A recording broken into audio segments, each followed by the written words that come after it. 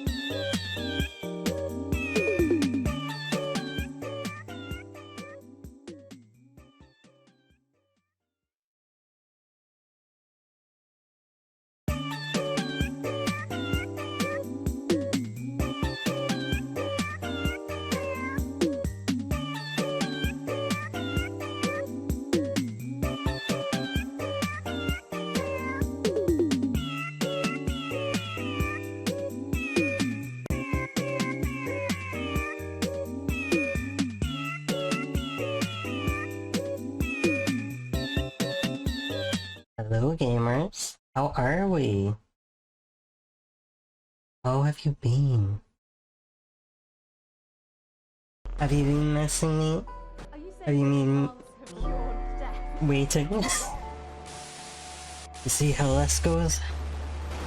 What our next day at work's gonna be? Hi Zar, hi Dave, no hi to Breezy who already left. We did climb first and get to be Breezy. Thank you, Dave. I'm glad someone... It's nice to be appreciated. Alright, let's get back to work.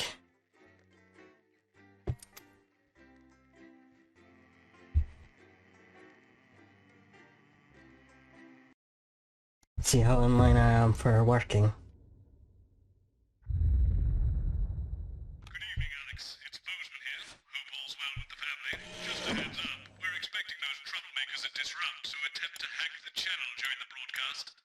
They took my fan away.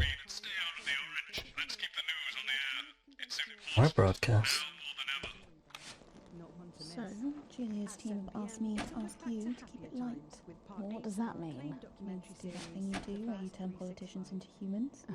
Just don't get drawn into talking about the war or politics in general. Really. They do know this is the news, don't they?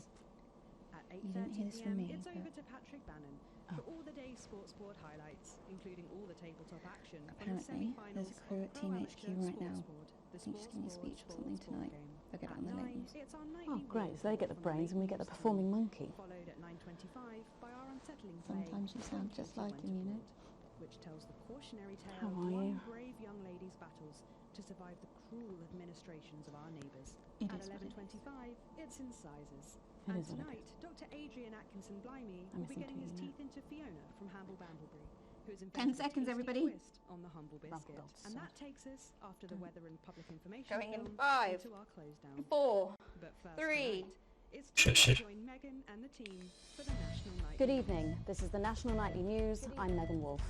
It's the 140th day of war. Our main headlines tonight. Company of Heroes. Skirmishes on land and sea again today as our armed forces tested the mettle of the World Council's illegal blockade. Advance's strategy of multiple small-scale incursions into the disputed zone is certainly keeping the enemy on high alert, unable to work out where or when the next strike will come. Sadly, however, more casualties were reported today, and as the weeks and months of this war make ever more demands on our armed services, those numbers will, tragically, only continue to rise. Don't starve.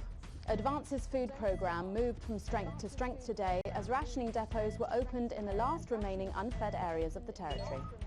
The rationing depots have been constructed in record time, and the government's agricultural coordination strategy has seen shelves restocked with increasing regularity. However, with the reported rise in mental and physical health issues since the imposition of the blockade, critics have questioned whether those smaller communities which are only now starting to receive help could have been better and quicker served. No emo? 7 days to die. The recent decision to allow those with long-term health conditions to access transition centres has today been declared an overwhelming success. Previously available only to those in their final years, the expansion of the service has been met with relief by the many organisations calling for it to be opened up to the wider community. With dwindling medical supplies leaving many of our most vulnerable facing chronic pain, it can come as no surprise that the transition centres have found themselves stretched to capacity. Populace. More than 11% of the population have thus far failed to register for a team membership card, a worrying statistic given that the cards are a legal requirement from midnight tonight. While applications are still open for those who like to run fashionably late, they can expect a few tricky questions from Advance. Start me up. Disrupt spokesman Alan James held an impromptu rally today in the northern city of Mankipool. Large crowds gathered to hear the band speaker prove Disrupt are still able to capture the public's imagination. A representative from the Mankipool Community Cohesion Team described the event as mostly peaceful, but it looks like Disrupt aren't going quietly into the night. And finally tonight, our mutual friend. Bail was denied in the High Court today for shamed former National Nightly News anchor Jeremy Donaldson. The presenter will be transferred to new lodgings at Pension Ridge Prison, while the lengthy preparations for his trial, which is still 18 months away, begin. Following his very public breakdown on this programme 10 weeks ago, the once-loved presenter was disarmed and taken into custody by the Community Cohesion Team. Let's hope doctors can help this great man. But first this evening, with the war about to enter its 21st punishing week and people hurting up and down the country, I'll be grilling unpredictable Prime Minister Peter Clement in an exclusive interview from his home in Lancashire. That's coming up on tonight's National Nightly News.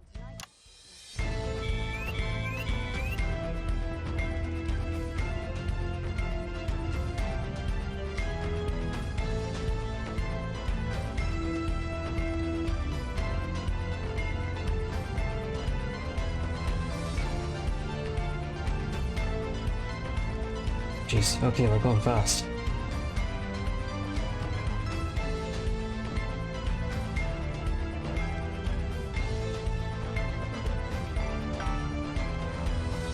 In part 2, I'm a little overexcited to announce I'll be interviewing the one and only Lil C. And later we've got a new feature that's sure to keep you coming back for more. But first tonight, let's check in with Prime Minister Peter Clement, who's speaking to us from his home in Lancashire. Good evening, Prime Minister. Have we caught you exercising? Have we started? Yes, that's right, Miss Wolf. Just a few minor adjustments. I don't know, I'm gonna have to think about Valentine's Day.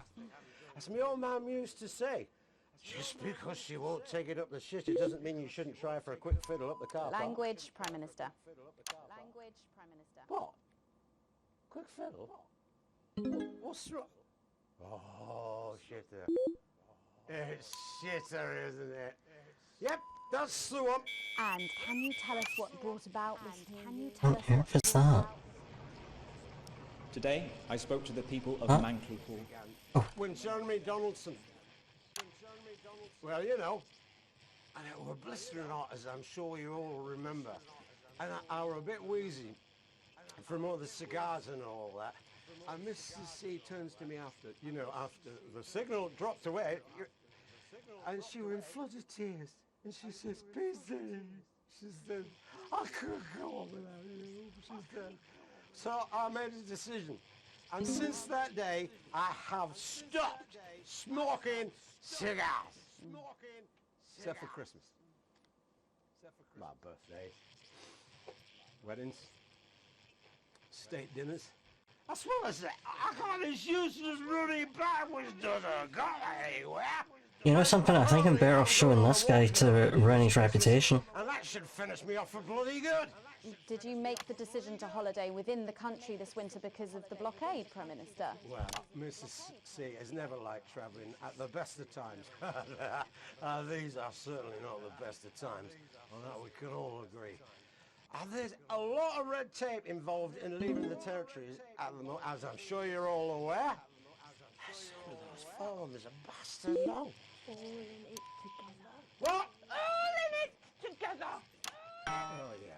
Also, We're all in it together. it doesn't seem very advanced to be going abroad. Yeah, nothing can actually ruin a politician's reputation, so like... Yet Julia Salisbury announced today that she'll be visiting Svenland during this year's winter break. Is that really an example of team spirit? What? Did you know about this, Gail? No one tells me anything, Peter. You should know that. What did you know? Well, leaving that for a moment, it says on this card that a body like yours must take some planning to achieve. What's your morning routine? What? Waving a gun around he clearly had no intention of ever using. That Jeremy Donaldson had a very public is undeniable, but rather than law enforcement, wouldn't medical experts be the one to call? Oops, sorry. I thought we might wonder. Prime Minister, speaking of planning, with the Sorry, Bozeman. Don't know how that happened. reeling from its effects, what plans do you have to get us out of this mess? Well, that's a very blunt question, Miss. Surely one for which you, the democratically elected Prime Minister, must have an answer. Don't you get smart with me, Pat. I was a fucking national treasure before you were a twinkle in the milkman's scrotum. You want to talk about plans? Let me tell you about plans. That's all we do. Fucking plans and revised plans, and then meetings to discuss the implementation of plans and plans and yet more planning for fucking plans and yet more fucking plans. Well, that's good. That's good to know, Prime You Minister. know, I used to really like you, Pat. You were a breath of fresh air. Oops, sorry. Watching you, and you know what? You get more like him every day. I will take that as a compliment. Prime Minister, later on this evening, your co-leader Julia Salisbury is going to give a national address from team headquarters. Can you give us a hint of what she's going to say? Yes. Well, I imagine that there Sorry, will be sorry, you the imagine? usual. No, what I mean is, You do know about this broadcast, don't you, Prime Minister? I'm sure I did. But Julia and I have no secrets from each other. We don't memorize each other's bloody diaries either. As my old man used to say, if you wanted to get a job done quick, don't get bogged down in the pubes. What else you got? Sorry? Only cards, what else? A little piece of my life you want to rustle through? Get out, refill my last. Sir. Ah, come on. Come on. Okay. What music do you listen to when you work out? Well, Gail tells me that I work out to Little C, but I have absolutely no fucking idea who that is. Do you think the C stands for... It stands for collaborative, Prime Minister. Yeah, actually, that does make more sense, actually. How's rationing affecting you? It's hard, but we get by. You just have to learn to get by on the basics. Take comfort in each other. I've got Mrs. C, and many a fine single malt. I want for nothing. Except for a decent night's sleep, of course. Prime Minister, thank you for joining us. When we come back, it's time for the Culture Spot with Lil C and a world premiere performance of her new song. I genuinely can't wait to hear that. We'll be back after this. 1 minute back, everybody. Oh God. What happens when you wander from the cult? I don't think you knew about her statement. I don't think anyone's supposed to know. When you mentioned it, Bozeman's face turned a colour that I think you call embolism. Am I in trouble? Bozeman? Nah, you're like the daughter you never had. I suppose the higher-ups might buy him though. Thanks for the alert, Katie. Or if there's any justice, me. Who's Lil C? You winding me up? What? I'm civilized. I read books. Somehow I still got an A+ despite how bad that went.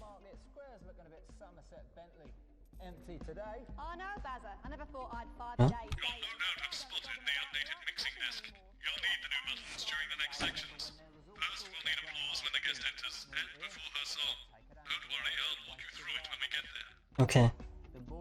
I just wish I could put some unlicensed gun fun back into being Grandpa's bloomers, consumers. Don't worry, you poor dirty conkneys. Here's a little something to lift your barely literate spirits.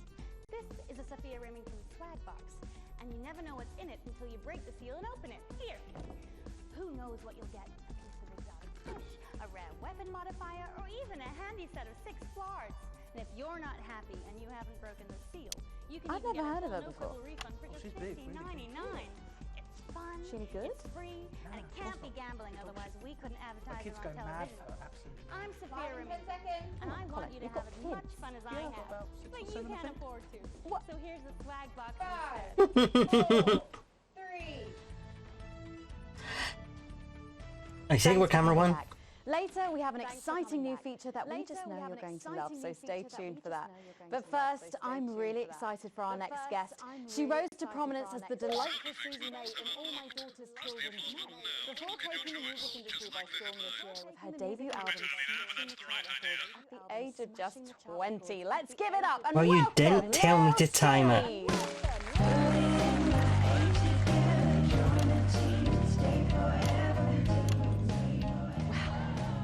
May I just say, you look incredible. Oh, thanks, babe. I'm doing this new regime and it really does work.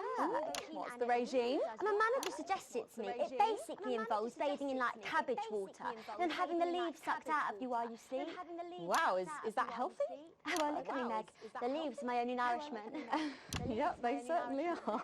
Now, you'll have to forgive me, but I'm somewhat of a super fan, so I'm sorry if I get a bit starstruck. Oh, bless you. I've never actually heard of you before, so if you do get a little tongue-tied, I can always carry the interview. Oh, that's good to know. So your first album, F My Face Together, it hit shelves this summer and it just exploded. I mean, what's that like for you? Bonkers, just so weird. I was in all the papers and the magazines. Overnight, I went from that like annoying little girl from that show to that like sexy little girl from that show. Wow, that must have been bizarre. Not really, it was just like any other morning. You know, get up at 5, go on a 4-mile run, have 3 meetings on my cabbage bath, but then only then was my dad actually talking to me. Oh, of course, I mean the famed country singer, Billy Bob Jean Short. I didn't know you'd been estranged. There's nothing that strange about it, Megan. Okay, yes, he may believe that aliens told him to hate women, but there really isn't anything to prove that he's wrong. So, this newfound explosion into your popularity, I mean, did that change your life? Well, I had to start wearing like nice underwear, you know, for the paparazzi. But as the manager says, best to make the most of it before I'm 30. Is that right? So what's the album about? So I thought it was about like how pretty and great I am, but actually it's about monetizing youth, I think, or about like promoting an unrealistic standard of beauty or something. Your manager again? Yeah, he says insecurity is an opportunity. Ooh. Do you think he'd be happy with you telling us all this? Telling you all what? It really doesn't matter what I say here. I'll do my dancing and then this part will all be forgotten about. Well, yeah, I mean, we're going to see some of those famous dance moves very shortly because you're going to be performing your new single, aren't you? Yeah, it's from my album Put It In My A Together and it's out tomorrow. So soon, after the last one. Oh yeah, I've actually released 2 albums since lunchtime and a clothing line during this interview. So this is called Cry for Help and it's It's going to be in all the best high street and retailer shops. And it's out now. So girlies, you know what to do. Scream and cry until somebody gets it for you. There she goes. Blimey. All these projects, they're keeping you very busy, aren't they? It must be tough. Yeah, it can get tough, and I hate it sometimes, and I hate myself. I just want to, like, cry into a bath of root veg. But then I think thousands of girls. We will tell you. We will hack into your news broadcasts. We will defend your right to information. We will resist, and we will disrupt. Vodka, and the 8th time a stranger slaps me around the arse. I think things could have been different, you know, like better. But I don't know. I love doing autographs and having somebody dress me and tell me what to wear. Did you always want to do music? Well, ever since I was a little girl, I did. I'd sit in front of the radio, and as soon as my favourite girl group would come on, I press record on my cassette, and then my dad would come in and tell me to turn it off and to go back upstairs and start practicing again. Sorry, is your dad your manager? Yeah, which can be tough, and sometimes when it gets really hard, he'll say, "Make Cragler proud and you might just survive childbirth." Well, you know what, despite anything, you'll make me proud. Oh, if only your opinion was as valuable as his. And on that problematic note, you're going to be singing your song for us soon, aren't you? Tell me about it. So it's called These Babies Gonna Bring You Home, and I actually got sent the lyrics in the car on the way up here. You know what? It's actually alright. And don't worry, all my work is team approved. All right then. Well, you can go and get ready for that. We'll see you in a little bit. It was a very specific type of pleasure to chat to her, and I just can't wait to hear this. Whoa, so here's with an exclusive first performance of her new track, These Babies Gonna Bring You Home. Take it away. Ladies and gentlemen, ladies the queen of teams, here to breaking your blockades, Lil C.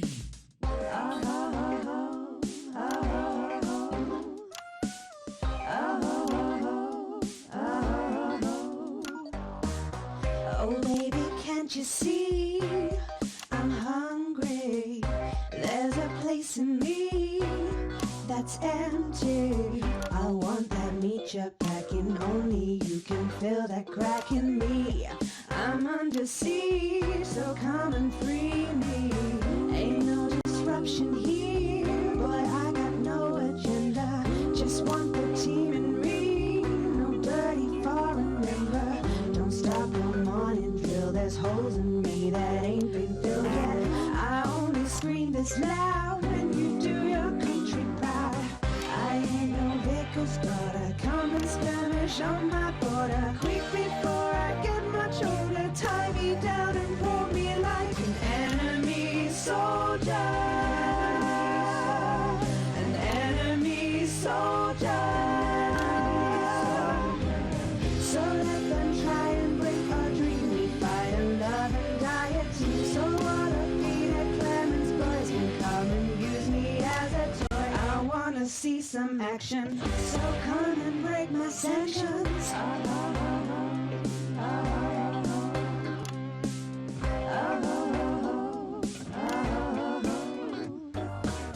I've been this wild and free since Mama burdened me. She was only 53, but gave to save her family.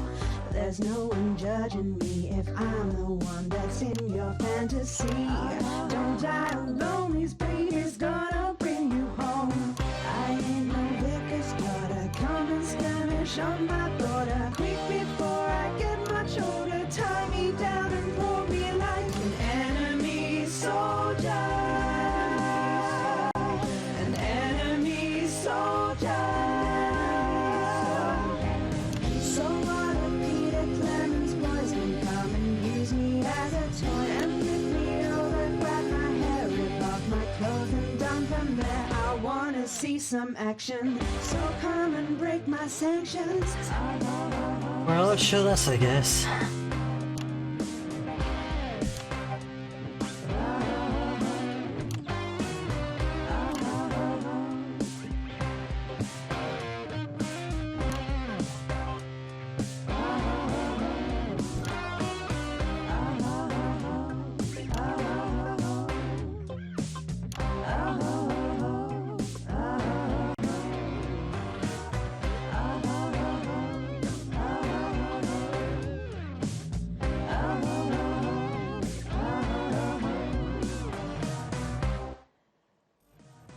Well, if that doesn't distract you from the world outside, I don't know what will. I'd like to thank Kelsey for doing that. Yeah, that's the one. Don't go anywhere. After the break, we'll finally be revealing the new right. segment of our show that we just know you're going to love. Right. We'll be back right after this.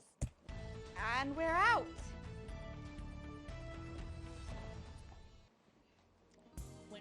Yeah, we're out. Can I just say, thank you so much for letting me do this. It really means a lot to me, you know. Yeah. To be able to promote myself on such a mainstream platform like the news. Well, don't worry about it. And you know what? Good luck for the future. Take care of yourself. This industry can be crazy sometimes. Watch out for that father of yours. Oh, no. I manage myself. It's just, you know, for the public to have that certain... Of course. Oh, right. And Michael? Michael? What about Billy Bob Jean Short? Oh, my dad. He's such a sweetheart. We both had the same agents, you know, like it just made sense. Both of us for our image together. And Michael, I want to see the revenue share for the clothing line and get me a G&T before my meeting with the lube guys. They say for your pleasure, I'm going to stop meeting it. Yeah, Billy Bob Jean Shorts.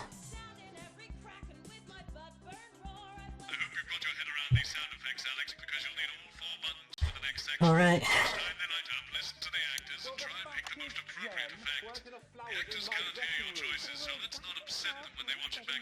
Do I look like the sort of person who counts things? No, not anymore. I'm better than that now. What happened to you? Just keep adding flowers until it feels like 12. Got it? The ongoing religious blockade, some Absolutely, right destinations may away. dip 10 closer to Japan, seconds. As the cruise now mainly takes place around Zimbabwe. 5, 4. You want to go? Yep, Mr. Hunter's corruption Thanks for arc. joining us for part 3. We've been teasing you about our new feature all night, and now the wait is finally over. I can reveal that every night on the show we'll be treated to an episode of an informative and hilarious new segment called The Notice Board. It stars some top talent and we're very excited about it. But before we see it, let's have a quick chat with the writer, director and phenomenon, may I say, Jeff Algebra, guys! Actually, I've dropped the algebra. I go by Jeff DePoo now. How'd you like that? Yeah, very fancy. I suppose you need a new name now that you're a successful artist. Well, exactly. I'm earning enough to pay taxes now. Oh. I'm earning enough to pay taxes now. Oh. And how does Angela feel about all this? Your wife? Your wife? God, no. No, she's long gone. No, she was holding me back. I'm with Norm now. Oh. Married last month. Congrats. Norm de Plume. Yeah. And why did you write this? What was your inspiration? Oh, well, I received a telephone call offering me 25 grand to write a protein sitcom, and I heard my father's voice. It said, Jeff, you listen here, boy. You make hay while the sun shines. You wring every penny you can get out of this. Every penny you can get out of this. So I wheeled him down to the transition centre, got out my typewriter and started clacking. That's a shite. And without further ado, let's give it up for the notice board. Hey. Oh, it tells me the right answer.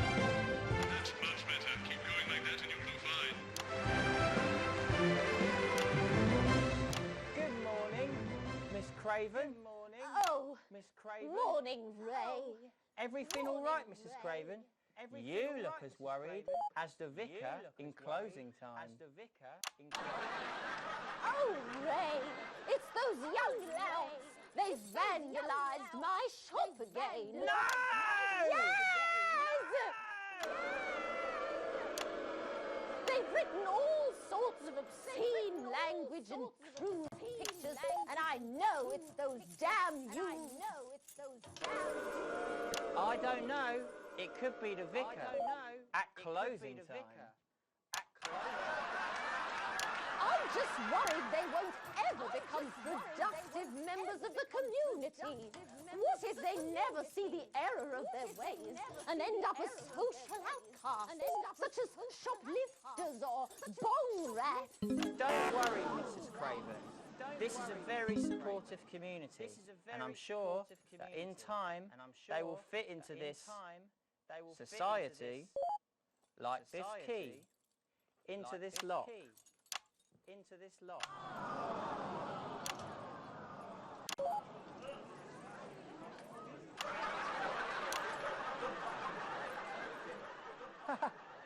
See?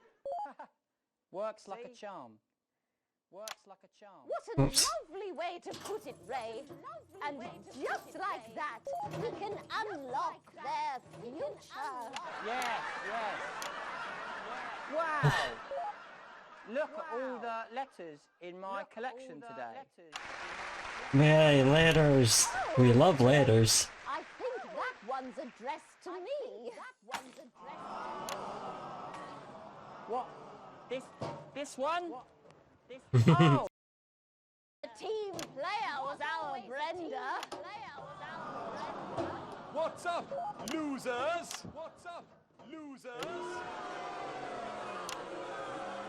Oh! No! It's Brad! He's the coolest guy in the village. That's right. I just got here on my motorbike. Clear off, Brad. I'm just picking them at random. Around here. What? Around Rad here. dudes? No. Ruffians. Have you And no, Jeremy's been denied bail. gang signs? No way. I've actually come to pin my resume on that notice board. I'm looking to do some tutoring after school. What? Did you say tutoring? Yeah, he's managed to survive, luckily. That's right. Would you mind, Ray? Sorry, I should have clapped for that. Not at all. So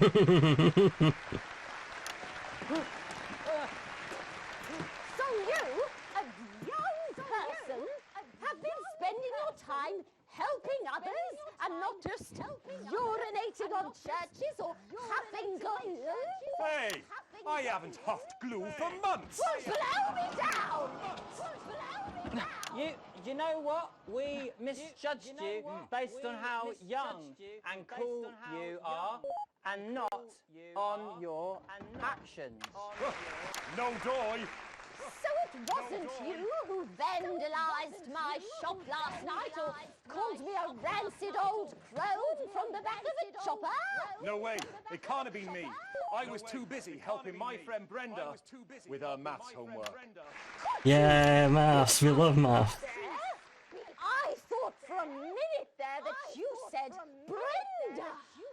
I did, you daft old sow. Did you hear that, Ray? Oh, yes, what a wonderful surprise. I now respect you as a man. Put her there, Ray. Oh, what the heck? Give us a hug. I can't.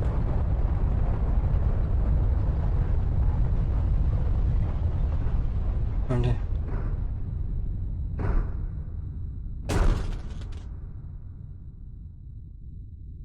I'm being told I'm right, but it's from across the.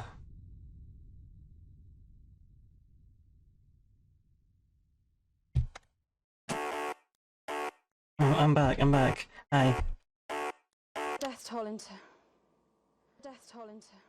they put them into millions. What?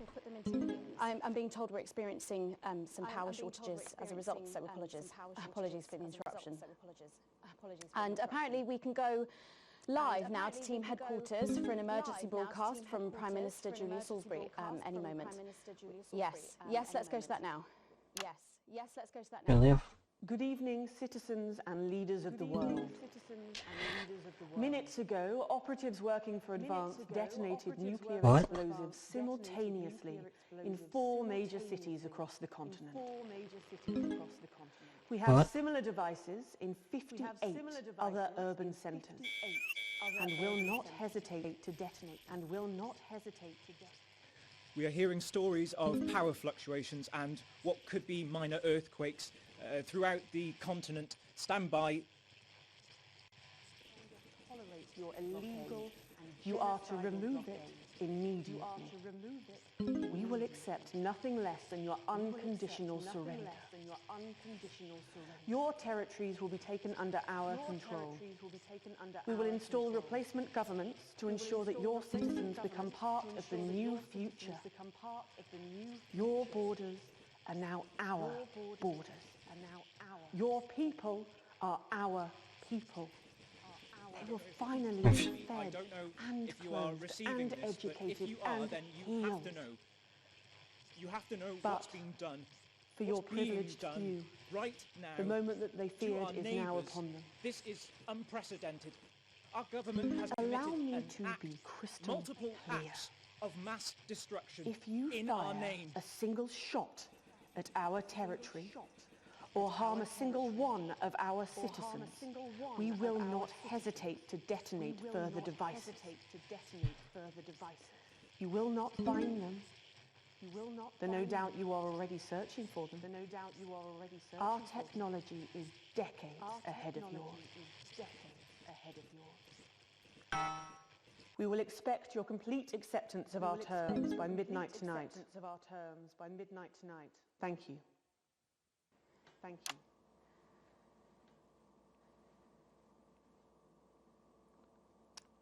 I don't really talk about my personal life in my job.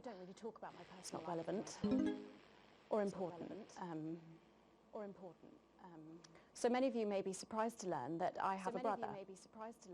His name is David. And right now I can't get his stupid face out of my head. He's a researcher and he's currently travelling the continent for work. And I don't know where he is right now. And I should imagine that there are many of you sitting at home tonight digesting this news, and you also have loved. Shit, the ads kicked in early. I'm so sorry. I'm sorry I didn't see that. I messed up coming. Oh boy, we have to wait 3 minutes to end this. How are we? How are we doing? How is everyone? How are we feeling? Okay, alright. I was thinking, how did I miss that for 3 whole minutes? But I guess I was like, I am pretty focused on this game. I don't know, we shouldn't have been doing an ad for another 35 minutes. I don't know what's up. Has my ad settings been changed again?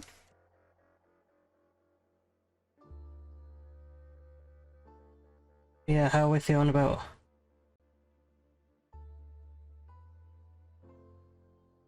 What's happening?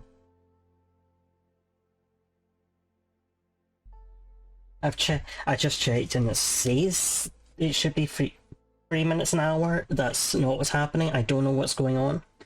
Yeah, Jeremy's alive. He can't get bail in a minute, but at least.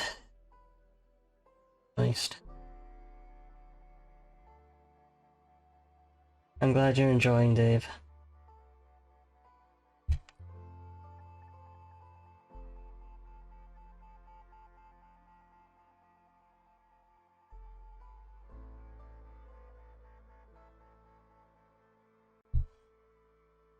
Oh boy.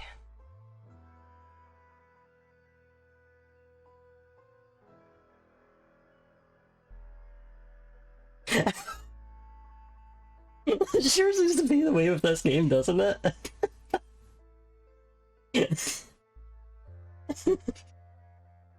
Just gonna play this game with the Cal for you. as my model.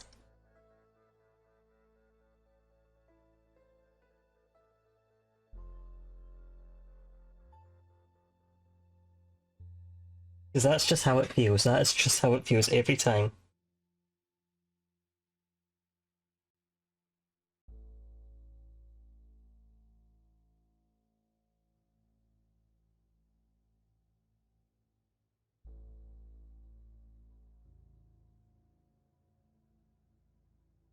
Yeah, it is. It really is. Look at it. It's above me for anyone who can't see chat. That's just how it feels every damn time.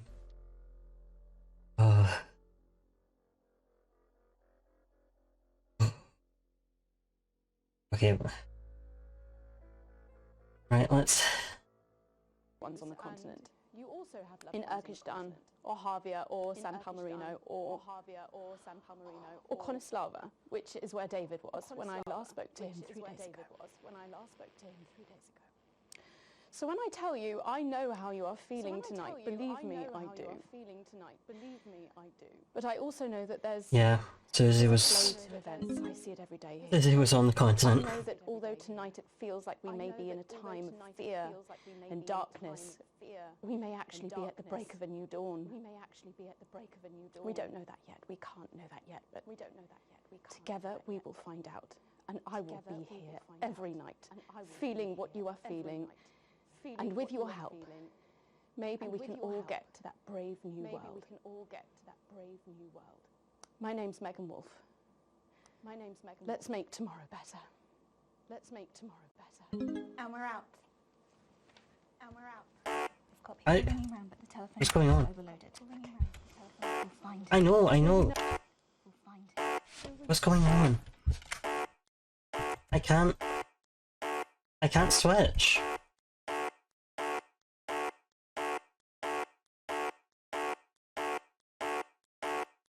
Finally.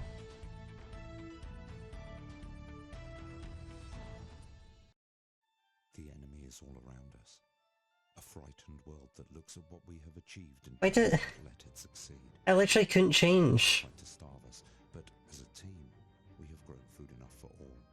They have tried to hurt us, to cut off our medicines, but as a team, we have offered radical, compassionate solutions. And they have tried to scare us, to rob us of power and leave us in the dark. But as a team... Okay, we'll watch this in a second. How did this... Well, I was showing this function as well.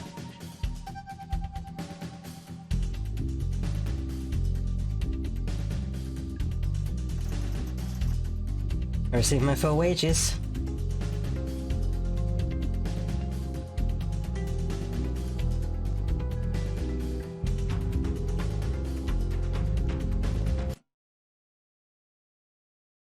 Yeah, I'm like, I hope that... stories of power fluctuation. I'm like, yeah, I hope that was deliberate, because if I was getting marked down for the fact it didn't unlock my tapes on time...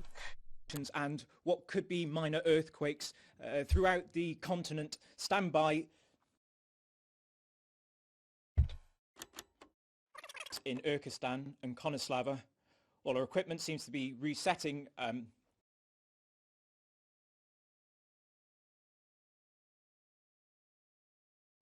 we get this confirmed? Can we get this verified? I need this verified.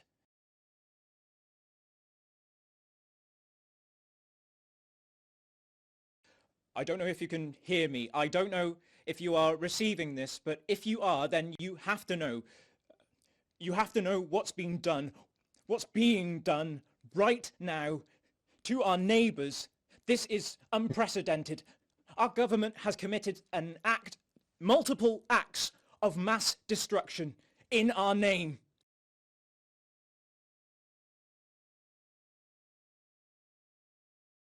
Nor do I care how you voted. You didn't vote for this. None of us did. This can't be. We are awaiting further news and, oh God. What if they respond?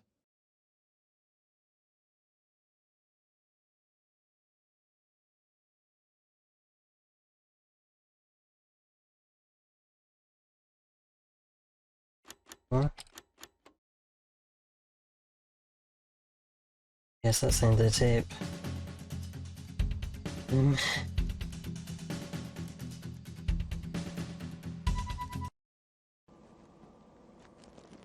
So, Julia's team have asked me to ask you to keep it light. What does that mean? It means do that thing you do where you turn politicians into humans. Just don't... Seen that one already.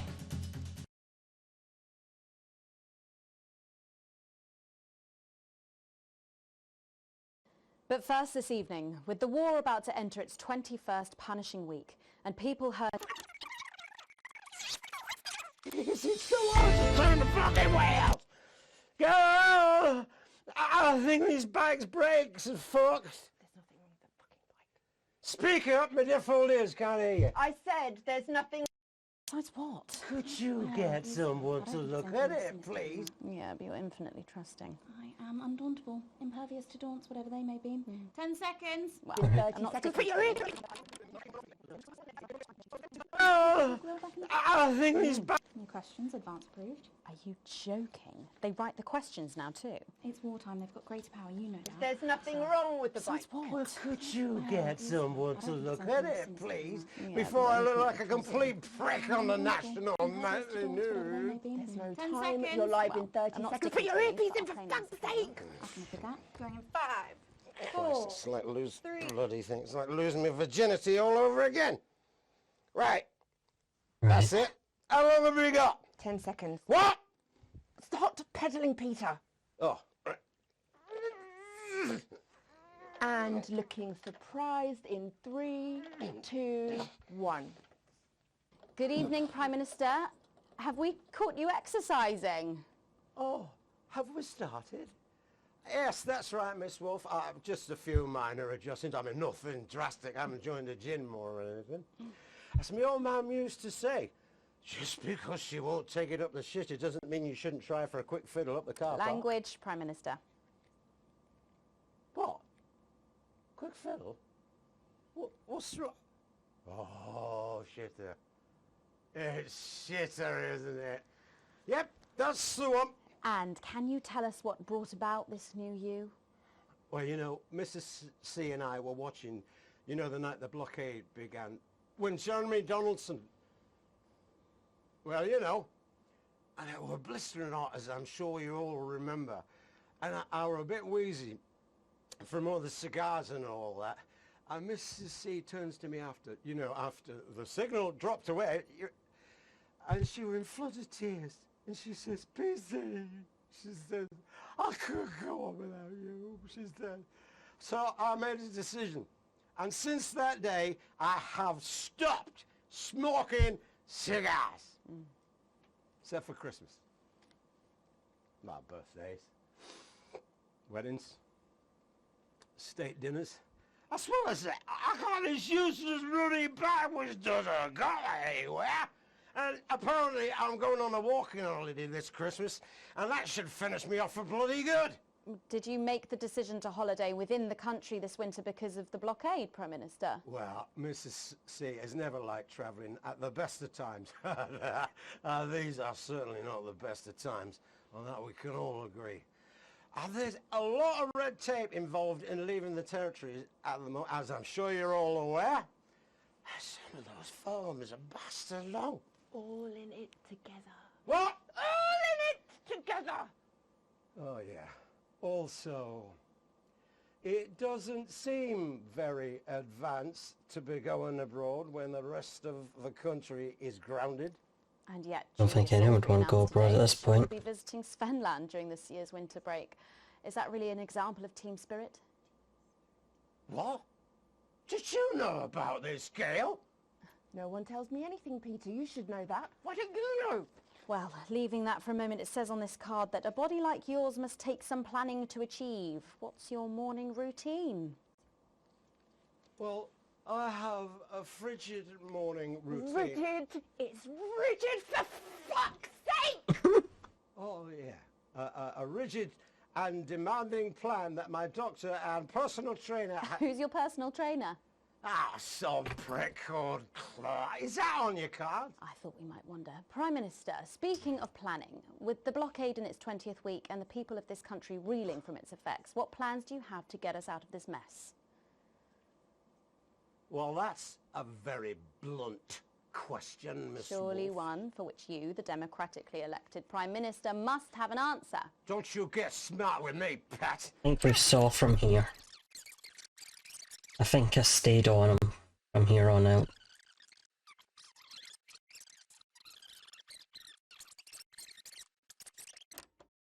Work out.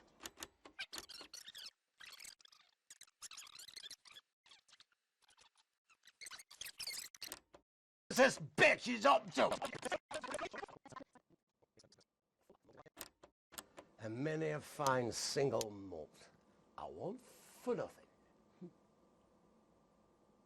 Except for a decent night's sleep, of course. Prime Minister, thank you for joining us. When we come back, And we're it's out. time... Well, that was a fucking ambush! Get on that phone now, right now, to that, find out what that duplicitous bitch is up to! And get me a bottle of something stronger. This fucking government stuff is complete fucking bog water! I don't think there's anything like OC stuff. I don't. There might be something at the start of the notice board stuff. I mean, there might be something at the start of the OC.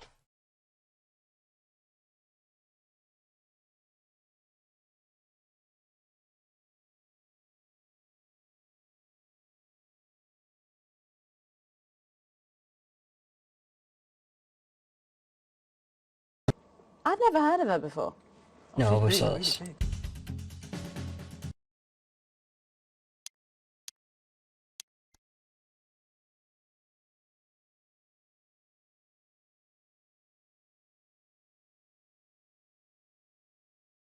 Well, the fact is, Jen, there weren't enough flowers in my dressing room. There were exactly 12, as it said in your rider.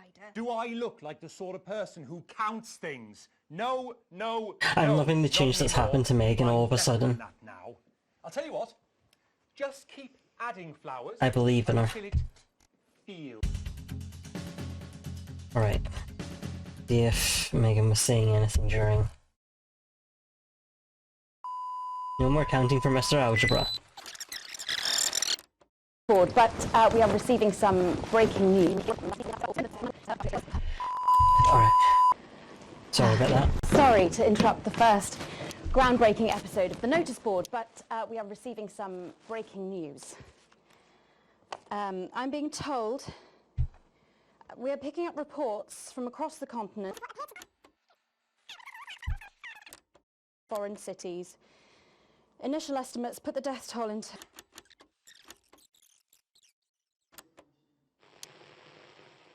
We have...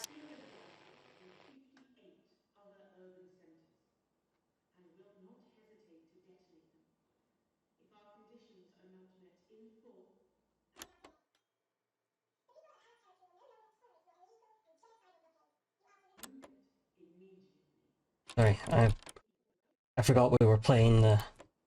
We did interrupt this. not met in full and without delay. The people of our territory will no longer tolerate your illegal and genocidal blockade. You are to remove it immediately. We will accept nothing less than your unconditional surrender. Your territories will be taken under our control. We will install replacement governments to ensure that your citizens become part of the new future. Your borders are now our borders. Your people are our people. They will finally be fed and clothed and educated and healed. But for your privileged few, the moment that they feared is now upon them. Allow me to be crystal clear.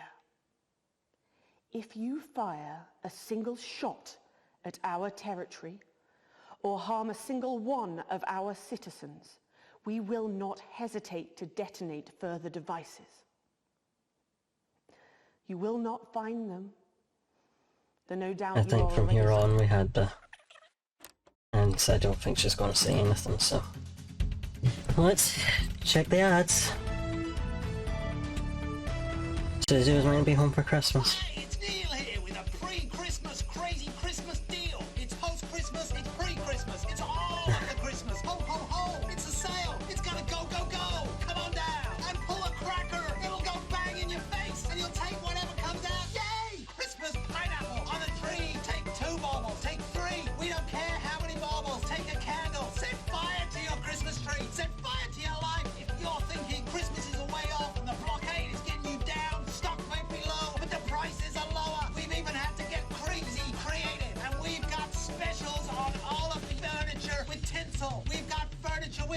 council. We got Christmas furniture. I sort of feel this is going to be the only place to shop. It's a cracker of a deal, a crazy deals. Yay! We got crazy Christmas dogs. We got crazy Christmas dogs in hats. We got crazy Christmas dogs in hats and jumpers. If you're feeling hungry, don't feel down in the mouth. You can have a dog on a log. And remember, a dog isn't for life. It's just for Christmas to eat. It's a crazy deal, a crazy deals. We've got elves on trees. We've got trees on elves. If you want to know where the elf on the shelf is, we've got elves on elves. Bend over and ready for you to take home. We got naughty Christmas nativities with naughty Christmas figurines. We got crazy Christmas nut bums. We've got crazy Christmas big bums. It's the sixth Mrs. Crazy Neil used to say to me, bang, bang, bang. She had to go, but I still love Christmas. Christmas without her is not the same, but I don't care because I'm insane. Come on down to Crazy Neil's for your Christmas needs. Wife's not included.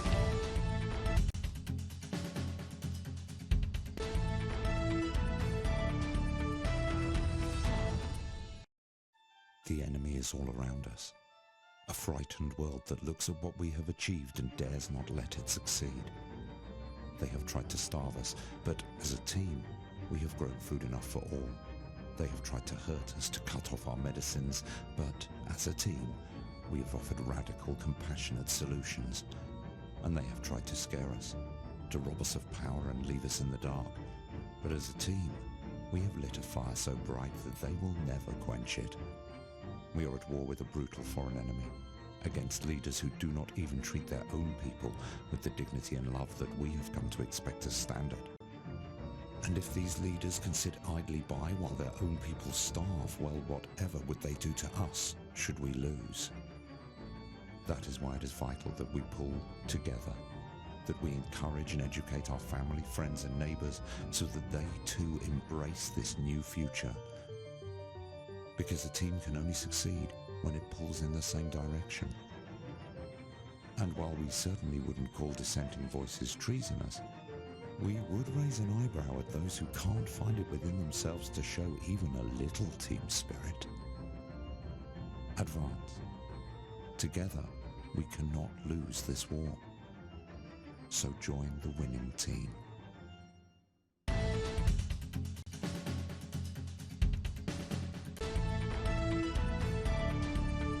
Anyway, loot boxes. Hi, I'm Sophia Remington, and it takes more than an all-night yacht party to stop me from doing my job. Times are tough for you guys, huh? Sanctions suck, border the blockade, lost touch with the simple joy of consuming new and wonderfully unnecessary products. Well, look no further, you poor huddled masses. You need the Sophia Remington swag box from me, Sophia Remington. Remington's best. Remington's best. Oh, blimey, Jazza. The old Market Square's looking a bit Somerset Bentley. Empty today. I know, Bazza. I never thought I'd 5 a day say this, but I don't dog on a bike like shopping anymore. All the fun's gone. I remember when there was all sorts of grandma's feet. Me here, I'd take it home for the old wasted life. Wife. The boil. I just wish I could put some unlicensed gun fun back into being Grandpa's bloomers, consumers. Don't worry, you poor dirty conkneys. Here's a little something to lift your barely literate spirits. This is a Sophia Remington swag box, and you never know what's in it until you break the seal and open it. Here. Who knows what you'll get? A piece of exotic fish, a rare weapon modifier, Rhyme or sheet even start a handy using. set of 6 swords. And if you're not happy and you haven't broken the seal, you can even get a full no-quibble refund for just $50.99. It's fun, it's free, and it can't be gambling, otherwise we couldn't advertise it on television. I'm Sophia Remington, and I want you to have as much fun as I have, but you can't afford to. So here's the swag box instead.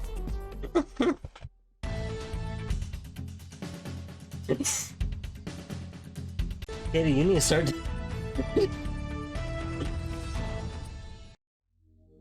When my husband became CEO of Pleasurecore, I wondered what the advantages would be for me. Well, now I'm aboard the SS Fun Ship for a holiday so good I'm being paid to sing about it. If you could be me now out on a pleasure cruise, seeing several sights and drinking copious booze, I'd like my friends from work to take a good look at the cheapest hangover, cause you can book. All I can say is, hey, look now, this is the life. Just like the brochures say, you can't cheat on your wife. It's a high-class ocean ride. You can't afford it and it's fun since someone died. months. That's pretty good for a cruise.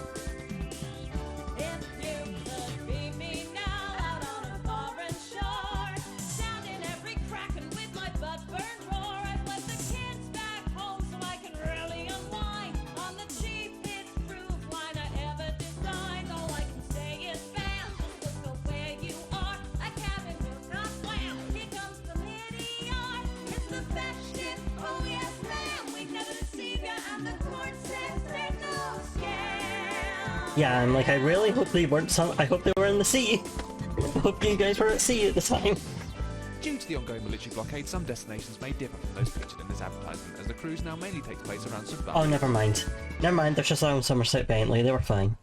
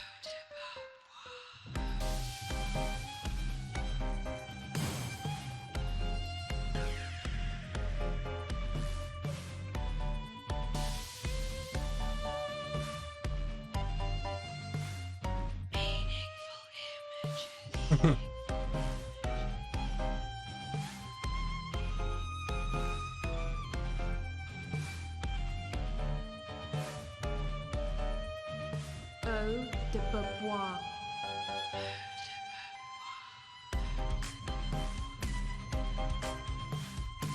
Well, get your orders in for that one. Eau de Beauvoir. The dangerous new fragrance from Eye of the Beholder, formulated with all natural hydrogen sulfide. I know, right? Eau de Beauvoir. Because who cares? You do. Alright, let's go.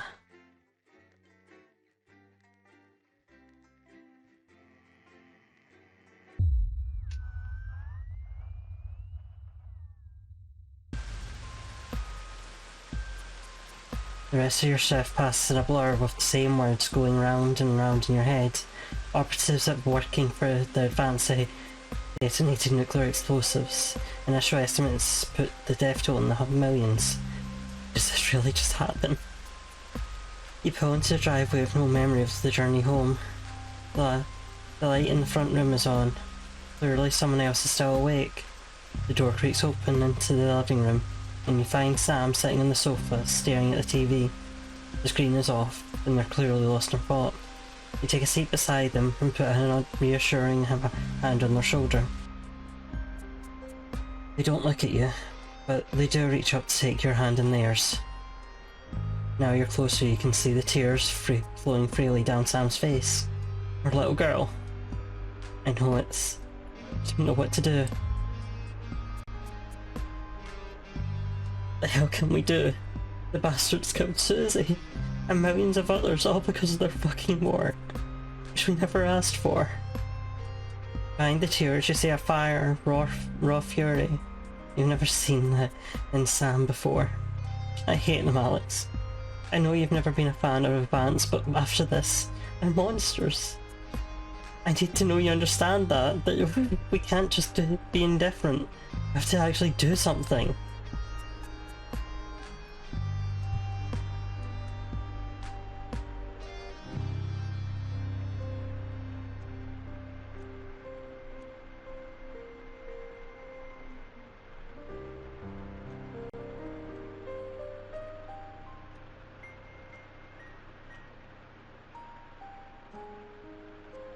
Right guys, poll is starting. You have 1 minute.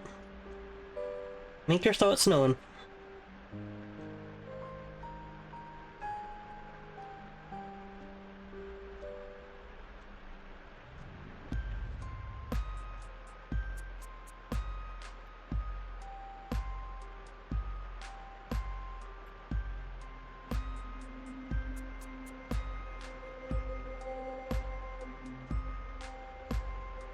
I'm sorry that I'm just sitting in silence, cause damn.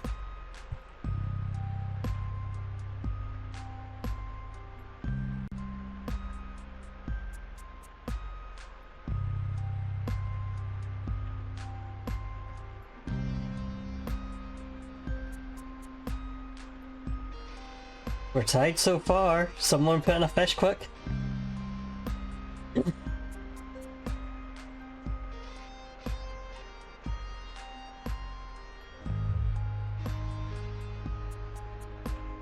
Relief spreads over Sam's face like a wave, and they collapse against you, clutching tightly.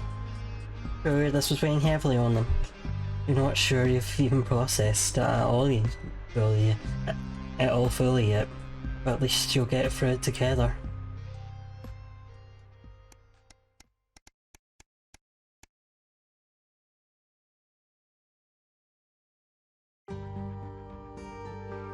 Last week has passed in a blur. A rush of things to do, but all immediately forgotten. Your memory clouded by a dark fog. 9 days since the so-called Liberation Night, and the beginning of Advance's new future. You weren't the first ones at the church today, and you were staggered by the number of people who had come to mourn with you. Everyone here for the same reason, sharing the same pain, the same sense of loss, is written all over their faces, much as it would be on yours. You step away from everyone else, needing space to gather your thoughts. Your daughter, your poor little Susie, gone. Sam has stayed little since that evening.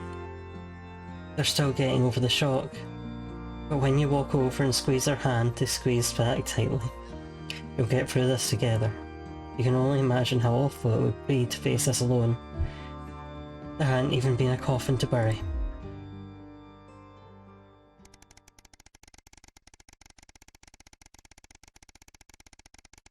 Oh God.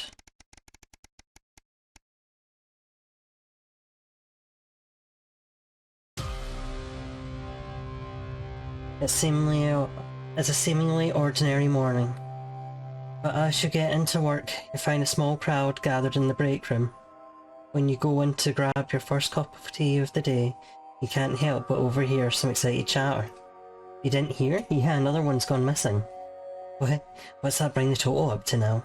Oh, I should think over 100 at this point. They won't all have been reported or noticed yet. Sorry, what's going on?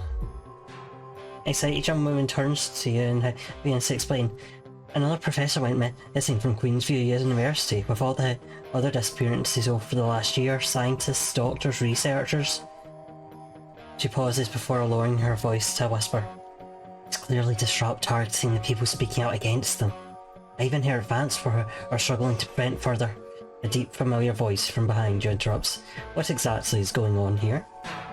A silence overtakes the room as you all turn in unison towards the doorway. Bozeman clears his voice before continuing. I've told you before, I don't want to hear about these so-called disappearances. Come on now, people. Advance have been very clear that there's nothing to worry about. Which means they're not our problem, and unless you start classing cappuccinos as intellectual, I don't think anyone here has anything to worry about. Let's get back to work. Bozeman holds up a hand to keep you as everyone else flies out the room. Look, between you and me and this leave it alone malarkey comes from on high. It's out of my hands. So I'd appreciate it if you could refrain from talking about it further, and make sure the news is in line with the school of thought, yes? He gives you a pat on the shoulder and a smile before leaving to carry on with whatever it is he does during the workday. It seems that, for better or for worse, public ownership is now in full swing. I don't remember us being that close, Bozeman. Something happened over the past year?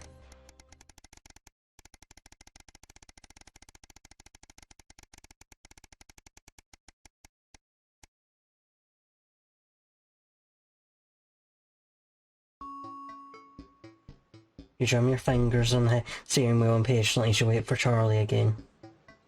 It's great he's enjoying the cohesion cadets and is so enthusiastic. But does he really need to stay behind every week to help? It's your Saturday evening too, after all. Finally, you see him exit the hall, a grin on his face. You can't help but smile back. The frustration starting to fade as you see him so genuinely happy. After hugging his friends goodbye, Charlie heads over to the car and gets in, his face flushed with excitement. So how was your... You're interrupted as he can't contain himself any longer. Guess what?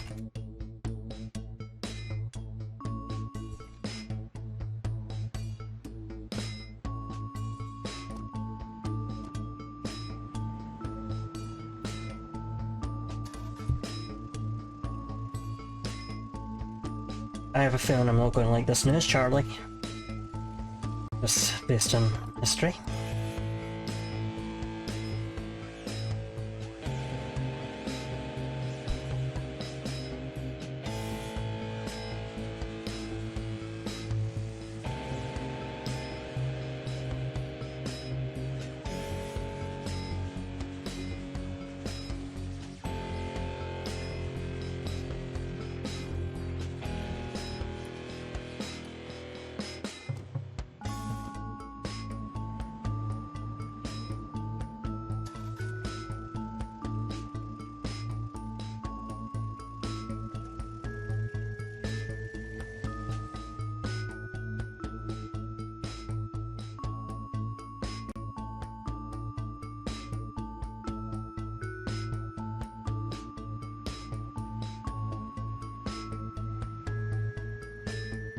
Alright. So obviously the Cohesion Cadets is a starting point for becoming a CCO. So we get a head start when applying for that. Charlie Gush is clearly keen on explaining his news, almost tripping over the words in his effort to tell you. Well, apparently from next year the top 5% of cadets will be taken into a special program to become CCMs, Community Cohesion Managers. And guess who's going to be in it? Comes at you.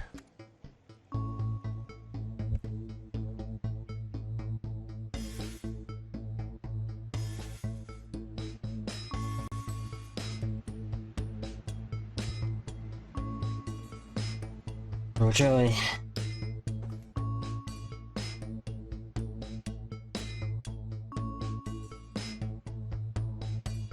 Ah.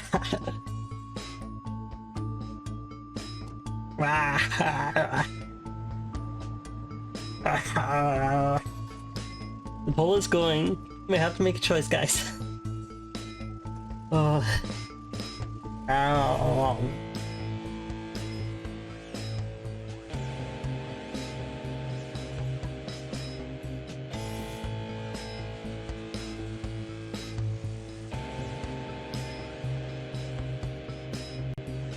Oh, Charlie.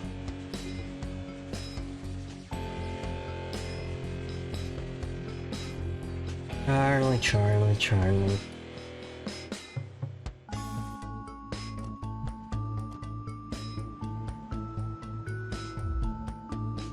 Oh, well, basically they need a new liaison team between regular people, the CCOs, and the Betterment Department.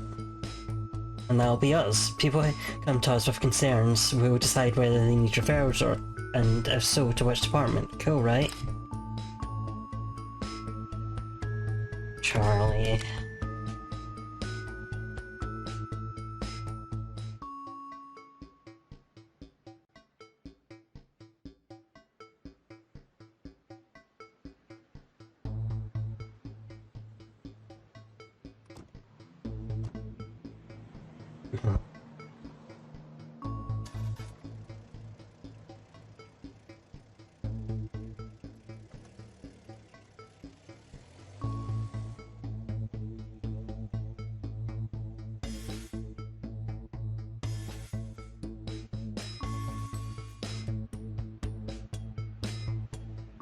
What did we do? This is why you don't send your kids to extracurricular activities. It's bad for them to become cops.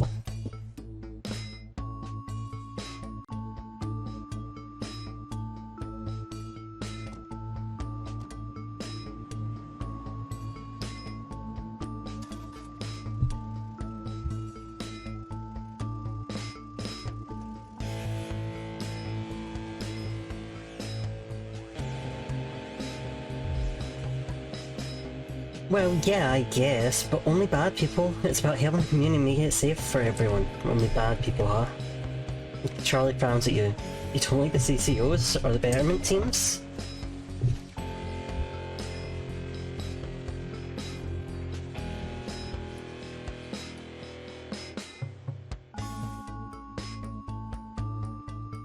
See, I am a little worried that if we say the wrong thing, he's going to report us. But also, like, I don't think that's going to be a fail state in this game, right? Right?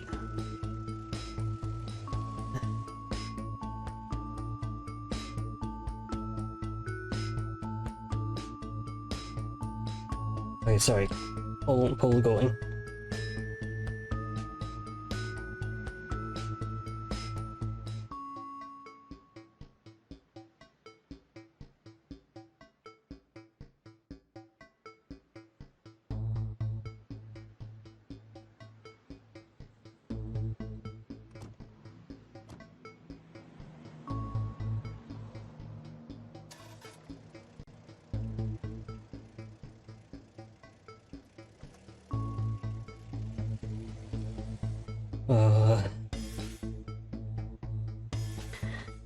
I'm just...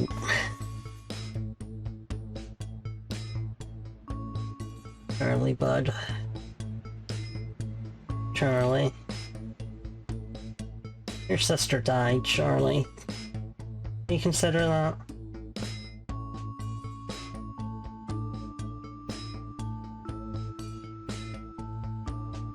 Alright, it's a complete tie. I'm going worried. You're starting silently people that Vans are trying to help. Charlie looks at you, a serious expression on his face. Don't worry, I'll make sure that everyone gets the support they need. This is a good thing for the community, and the team will be able to help everyone. He nods to himself and sits back in his seat. The mood in the car is somewhat icy for the rest of the journey home. You hope it's not a sign of where things are going.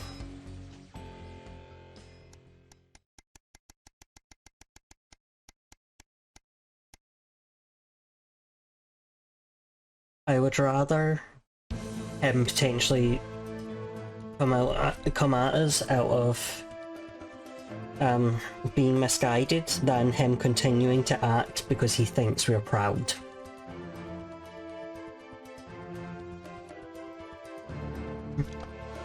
You're surprised to find Sam in bed next to you when you wake up. You must have gotten up very late last night from drinks with the folks from school. You decide to let them sleep in and enjoy a lazy Sunday morning. With the house quiet, you decide to bring some breakfast into the living room to watch some TV while you eat. This is breaking news. Reports are coming in from across the country that the large swathes of farmland went up in flames last night as part of what authorities are calling a heinous and well-planned act of terrorism by the group known as Disrupt. You drop your spoon back into porridge and turn up the volume. In addition to food stores, which government sources have said will put a strain on the universal menu centres countrywide, a number of CCOs and civic buildings were targeted in last night's attack.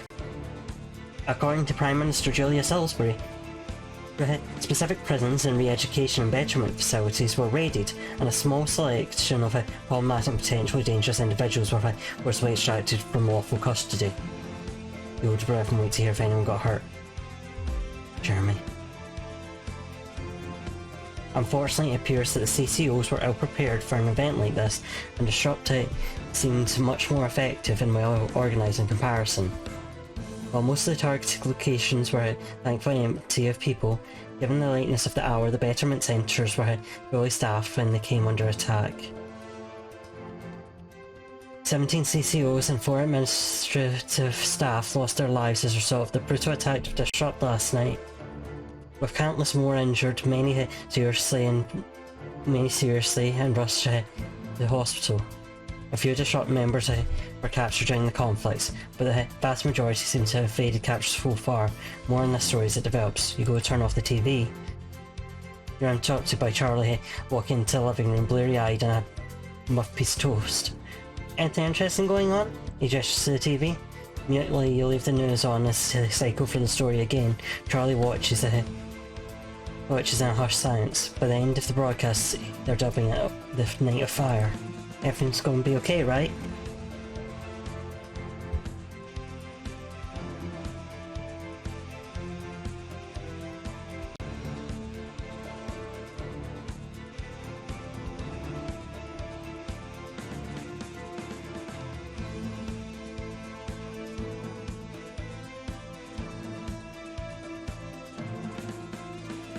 I don't know, Charlie.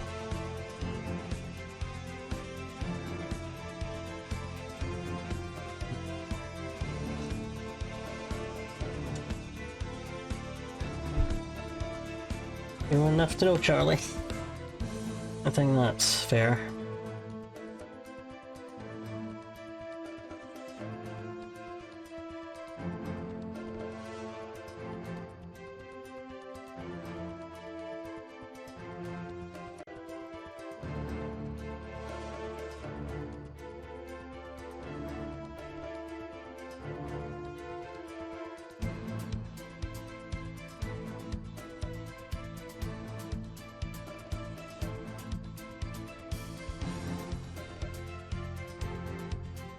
Here's hoping, bud.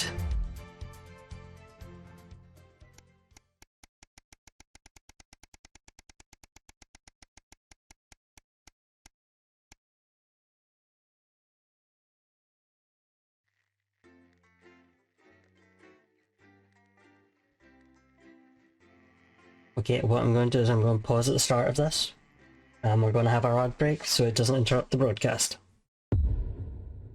Uprising?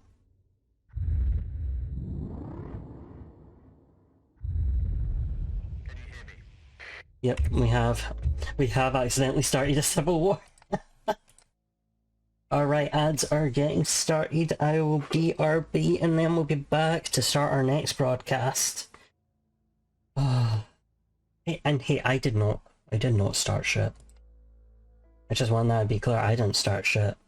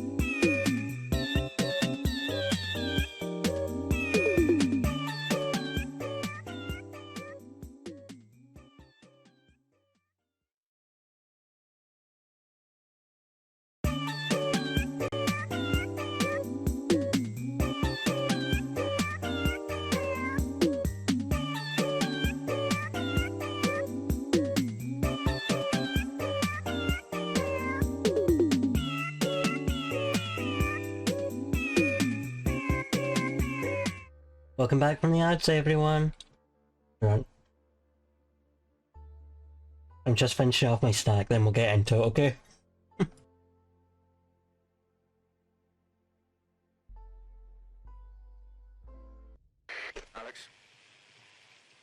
Receiving. This is Alan James. The revolution starts tonight, Alex, and we need your help. Throughout this broadcast, we're going to ask you to do things that will directly help with this mass protest. I'll be talking to you regularly tonight, and I'll also be hacking you when I can. Please help get our message out. We're on the verge, Alex. You've always been fair and balanced in your approach to us. With your help, we can tip the balance in our favor. You got it. If you play our tape at the second break, that's when we think it will have the most impact.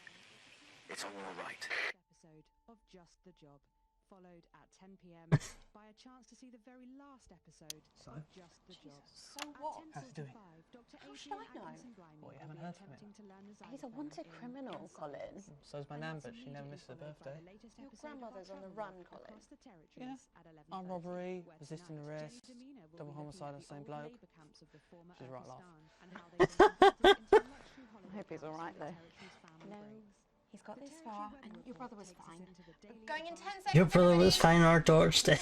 It's fine. Annoying him probably. Not probably, definitely. Going in 5, Got it. 4, 3. Good evening, this is the National Nightly News broadcasting across the territories. My name is Megan Wolf. Our top stories tonight. Future legend. It's been 40 days since Disrupt conducted multiple attacks across the territories. During the coordinated action, subsequently dubbed the Night of Fire, emergency services were kept busy at the agricultural centres, while a series of covert attacks were carried out freeing political prisoners, including former newsman Jeremy Donaldson. We always get a nice picture of him. The missing journalist since the violent Disrupt attack on his convoy. We all love Jeremy Donaldson. Donaldson was on his way back to Betterment after his notorious court appearance. All of us here at Channel 1 hope that wherever he is now, he's safe. Food, glorious food. With the last of the menu centres opening in territories 5, 8 and 14 today, Advance confirmed that the programme is now in full operation, providing free food for every citizen of the new future. What started as rationing during the 20-week war has blossomed into a social contract that is the envy of the unawakened world. Promising a healthy, nutritious diet designed to keep all citizens at peak performance. We want to give Advance a false sense of security, okay? Experience without the need for spreading manure in your tighty-whities. If I were a rich man, problems in territories 11, 17 and 22 today as striking bosses attempted to undermine their new economies. With seemingly no awareness of irony, the former CEOs and MDs have come together to form the Wealth Creators Union, with demands including a return to 150% bonuses, private jets and mandatory grovelling zones. Advance have been quick to respond, saying if they would rather quit their cushy jobs to become nurses or teachers, they'll earn significantly more than they used to pay their own workforce. Thus far, no one has taken up the challenge. Some fun now. Signs of ever more resistance to Advance's radical policies today, as popular resistance movement Disrupt extended their reach further across the territories. The organisation's emblem appeared in every major city across the territories last night in a well-coordinated publicity stunt, which has seen them dominate the headlines. Asked about the impressive display earlier today, Disrupt spokesperson Alan James said that the movement was reaching what he described as a critical mass. Yeah, she really was taking a risk.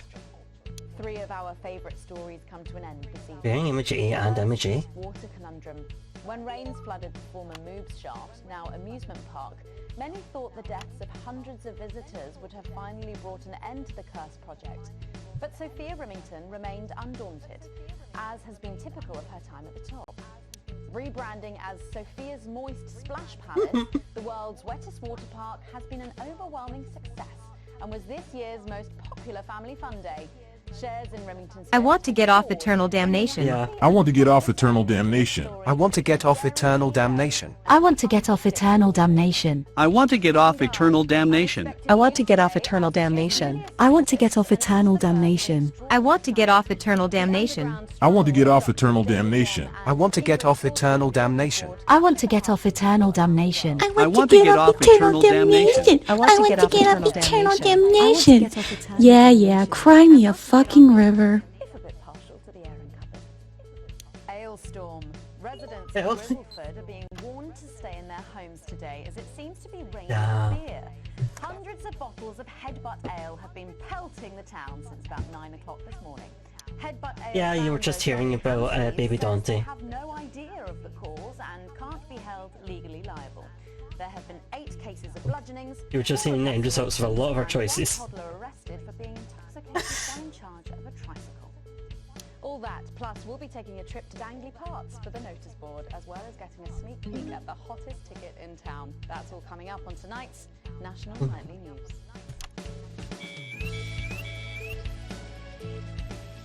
Territories. Today is the day we take back control. Soon it will be time for you to help us again. Come out of your houses, block the traffic, bring the capital to a standstill. Oops.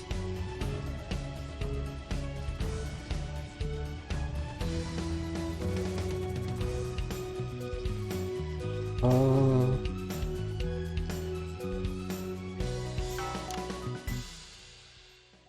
But first, 500 days after the loss of a fine leader and a great man, the start of tonight's programme is dedicated to remembering and celebrating the life of Peter Clement. Oh. Patrick Bannon is live from Parliament Park, where Julia Salisbury will be breaking ground on what will soon be a memorial garden in Peter's honour. Patrick. Listening to that old bitch lying through her teeth about missing that poor bastard. Patrick. I don't know what we're going to do. We're live. Because I'm not being funny. Things were better with Peter, weren't they? Patrick. They were, and I don't mind saying it. They were, because he held her back. But now there's no stopping her. Hello, Patrick. We're Of live. course, can't say that, can I, Francis? No, not with public ownership. No, with public ownership, you can't say anything these days. She's lost it, mate. She's completely off the rocker. I heard from an aide that... Hello, Megan. You join me here live. Hello. Hello, Patrick. What? Oh. Seems like we've lost some signal there for a moment. Well, we will be going live to that groundbreaking Yes, of ceremony course. as soon as we can get Patrick back. Meanwhile, let me just say, I think the memorial gardens are going to be gorgeous. I've had a sneak peek at the designs and Alana Marsh has done a fabulous job. Oh, okay, all right, it seems like we have got the signal back. We can now go live to Patrick Bannon in Parliament Park. Patrick. Thank you, Megan. I'm Hi, Patrick. Patrick Bannon, and we are indeed live here. Apologies for the technical difficulties there, but any moment now, Julia Salisbury will step out on stage behind me. Alex, Bozeman here. The boys in editing have just informed me that the eulogy footage isn't fully cut together yet. Of course. You might have to do it on the fly. Of course. For goodness sake, make sure you make it look good. Slowly gathering since this afternoon. This is Alan. You can undermine them here and help us win hearts and minds. Make him look bad, Alex. Really bad. You two are... And it seems like the ceremony is getting underway. Hold on. I'll do a poll. I'll do it.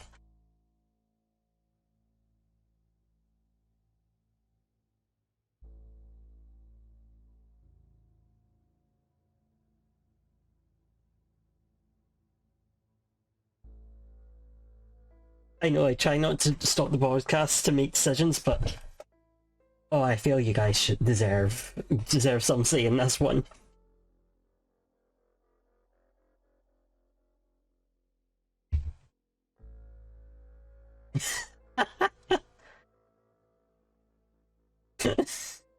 He's like, Disrupt have all the hot people, so we're going to side with Disrupt. They've also, yes, we don't worry about him.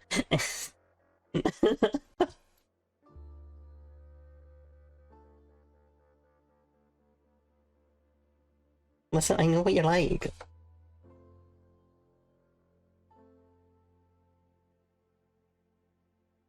Oh, good luck, sir. Sorry, I forgot to comment on you playing Baldur's Gate. I don't know anything about Baldur's Gate, but I hope it's going well.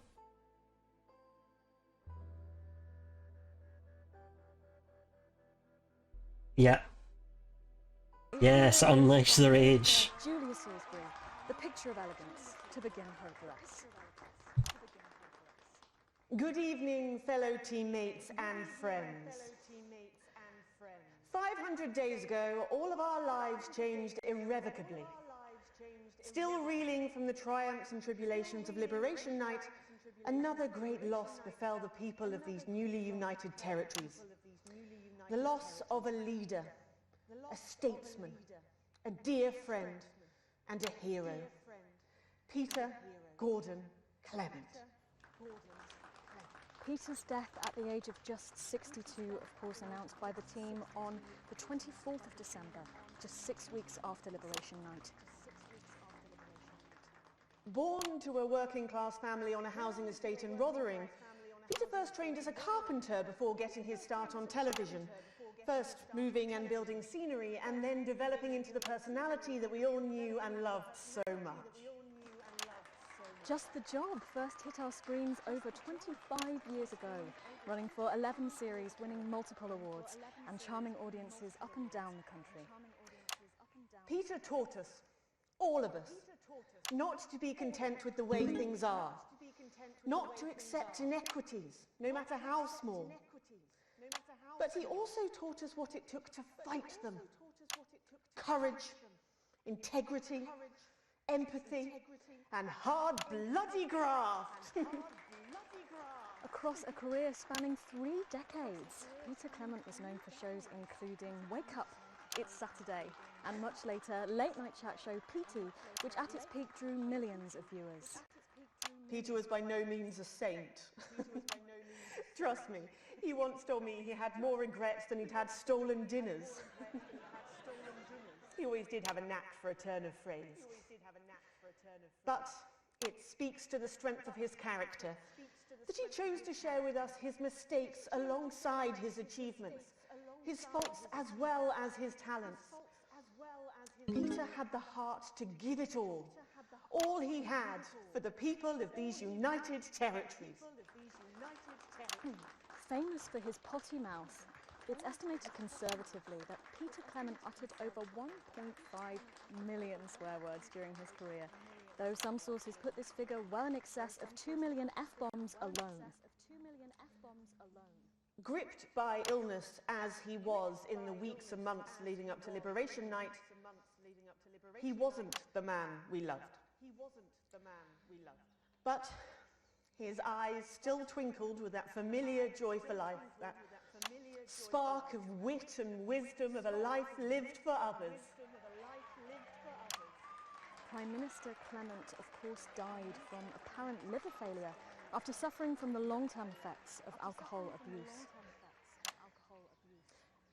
I first met Peter nearly 20 years ago, moments before I was supposed to give a speech. Not unlike this one, actually. Only I'd spilt coffee all down myself. And I was young, nervous, desperate to be liked. And from behind me, I heard, "Christ, Pet, you've either pissed your kecks or sprung a leak, but either way, you got a problem." And before I could even say a word, he stripped off his dry trousers and insisted I took them. That was the sort of man that Peter Clement was. Kind, compassionate, sensitive, a brilliant thinker, a natural leader, but mostly a good man.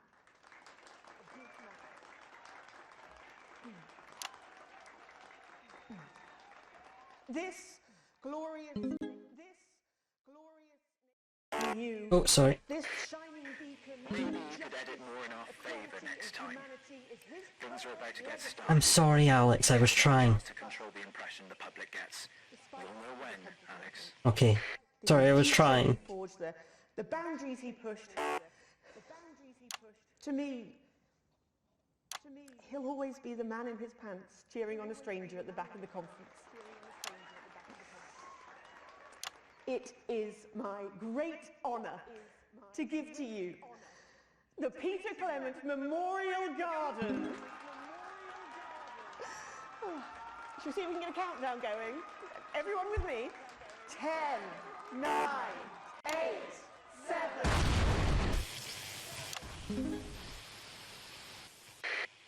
Now, Alex, control the message. Mom, we have to get you to safety. Come with us. I'm not leaving, I can't. What? You two, come with me. Don't panic. Keep your car in hard. Keep your car.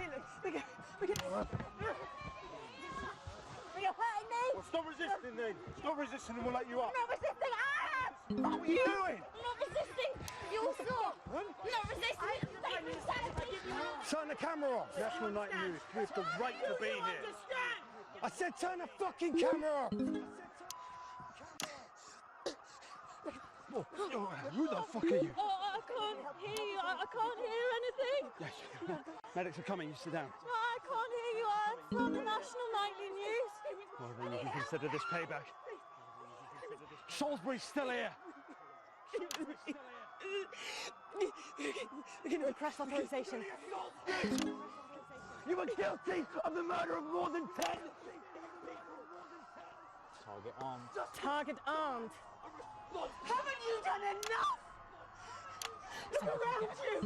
Fucking This is time. what your precious freedom looks like, is it? On the fire!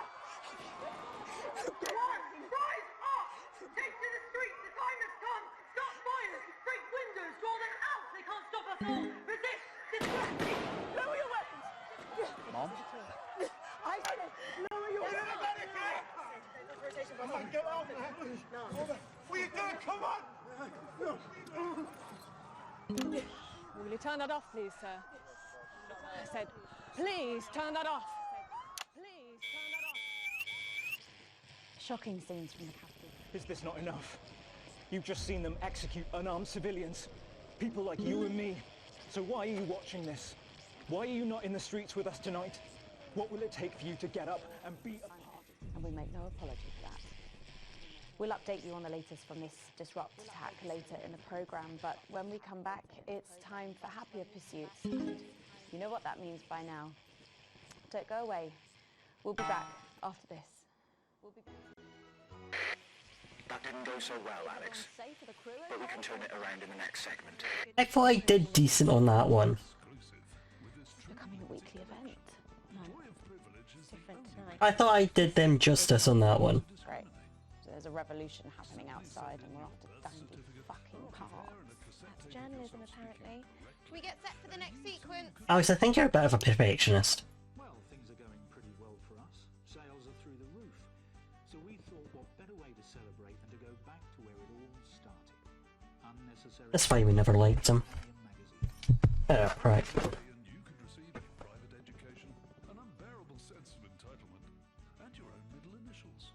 And if you call now, you'll also get this. Alex? Okay. During this next section, a cameraman working in the newsroom who's one of us Alright. is going to get a coded location out. We don't know yet which camera he's on, but if we find out, I'll let you know. You better? Just keep your eyes out for the fist and try and keep it on Okay. here for at least 5 seconds. 5 seconds. Got it. We'll do the rest. This is your new makeup artist, Craig. No. What? No. 10 seconds, everybody. Sorry, Craig. It's a no. Okay, we are going in 5, 4, 3. Oh, let's start giving me a camera register. Welcome back to the National Nightly News with me, Megan Wolf. Very shortly, we'll be heading on over to the final episode of what has quickly become a hugely successful feature, the notice board. But before we do, let's chat with Philippa Radin. Tell me, why do you think the public love the notice board so much? It's real. There, I said it. It connects with people. You know, people look at us and they say, those are real people struggling with real problems. That's a really interesting point. Yeah, I mean, I was saying to my PA secretary as I got out the limo, I was saying, it's good for people to see normal, authentic people like them on TV. People like you. Yeah, precisely. Unfortunately, then I was interrupted by some dreadful wretch who wanted an autograph, but a swift kicking from security soon put him back in line. Yes, well, I think it's really good that our screens are filled with such relatable stories. So, the notice board is coming to an end after a sensational time at the top. What do you think has made this show so successful? It's a combination of so many things. My hard work, my talent, my look. Wow. Do you reckon it's camera I have a fault? lot to thank you for. Hey. You're welcome. We've just heard our man's on camera. Yeah, I figured that. I have a real sense of responsibility now. Oh, Yeah, a sense I've there been it is, entrusted okay. with something precious and that I should use that platform for good. Yeah, I think that's really important, that we should use this platform to do good in the world. I agree. That's exactly it. So I've decided to help as many underprivileged children as I You blew that one, Alex. Oh shit. See if you can get a message to... Better access to Oh, I'm gonna redo it. Yeah, I'll redo it. I'm sorry, I didn't mean to... I didn't realise that was what it was to broadcast. That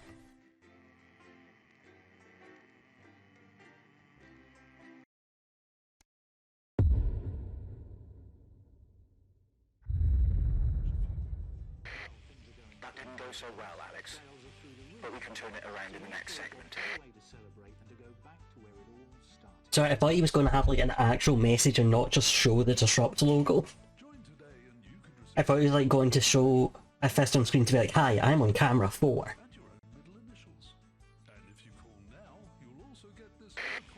Alex, during this next section, a cameraman working in the newsroom who's one of us is going to get a coded location out.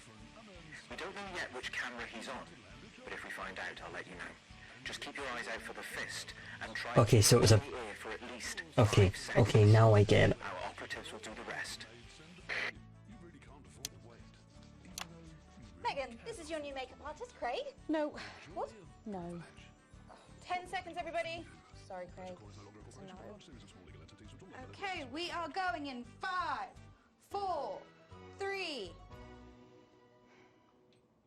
Welcome back to the National Nightly News with me, Megan Wolfe. Very shortly, we'll be heading on over to the final episode of what has quickly become a hugely successful feature, the notice board. But before we do, let's chat with Philippa Radin. Tell me, why do you think the public love the notice board so much? It's real. There, I said it. It connects with people. You know, people look at us and they say, those are real people struggling with real problems. That's a really interesting point. Yeah, I mean, I was saying to my PA secretary as I got out the limo, I was saying, it's good for people to see normal, authentic people like them on TV. People like Yeah, you. sorry, no. Precisely. Unfortunately, then I was interrupted by some dreadful wretch who wanted an autograph, but a swift kicking from security soon put him back in line. Yes, well, I think it's really good that our screens are filled with such relatable stories. So, the notice board is coming to an end after a sensational time at the top. What do you think has made this show so successful? It's a combination of so many things. My hard work, my talent, my look. Wow, you really have a lot to thank you for. Hey. You're welcome. Well, since the show's done so well, what's changed for you? I have a real sense of responsibility. Get back to the interview, Alex. Oh, sorry, my... Practice, and that I should Oh, my use bad. Camera got stuck. Yeah, I think that's really important, that we should use this platform to do good in the world. I agree. That's exactly it. So I've decided to help as many underprivileged children. Excellent work, Alex. That's the location shared. Philippa, that's really You're welcome. To give them the go. How are you doing that? Is that better access to education, or reducing child poverty? No, by adopting as many as I can get my hands on. Oh, okay. How many children have you adopted? Oh, we're well into the double figures now, Megan. I stopped counting in the late 30s. Goodness, that is a lot of children. Yeah, once we finish putting them into the guest room, I'll have to put a futon in the laundry cupboard. Oh, you really are some sort of hero. Hey, I live a privileged life. What can I say? I mean, any child I can take on is a child rescued from suffering. Oh, children. Were their lives really that bad before?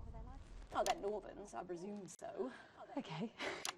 Yeah, it's shocking to think, actually, that only 1 in 10,000 children have a celebrity parent. I'd never thought of it that way before. And I'm doing everything I can to fix those numbers. What do you think it is about your life that's so desirable, then? Well, it's mainly shame and panic interspersed with expensive bottled water, so actually, if anyone wants to, I'd happily trade. Now that I can relate to. Right, you better go off and get ready. That was Philippa Radin sharing some thoughts about her lifestyle. I think it's really important to stay grounded and keep everything in perspective. Clearly, not everyone else agrees, but that's enough for me. Let's go now over to Dangly Parts for the final ever episode of the notice board. Right, so we're looking for camera 4. Oops.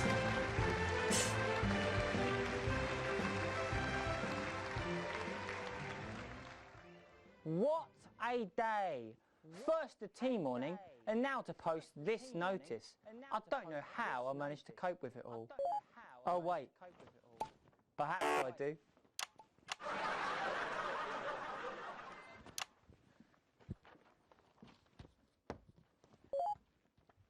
Oh! By St. Barnabas, what on earth is all this? Freeze, dirtbag! Oh, Laura, it's you. I thought for a moment you were a knife-wielding mugger or stabber. No, I'm afraid not. It's just me, a community cohesion officer, responsible for keeping crime at record lows. Of course. Keep forgetting that thanks to you and your colleagues, violence on our streets is a thing of the past. What's all this, Vicar? I know! It's a disgrace.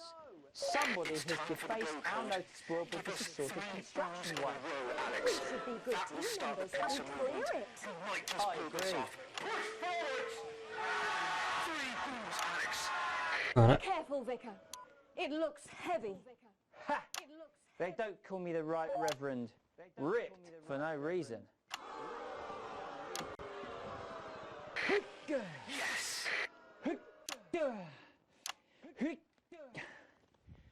It's no good. It looks like all those crucifix classes were a waste of time. Perhaps you, a young CCO, would be able to move it. Try and get the next one. Sorry.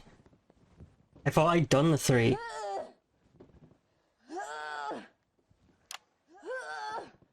Looks like all those lifting classes were a waste of time. It's too heavy, even for me, a strong and capable woman. That's enough. Surely there's no one alive strong enough to lift this. Did I try again?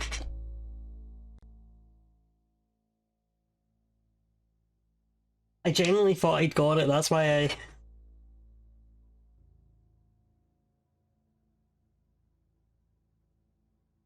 Okay.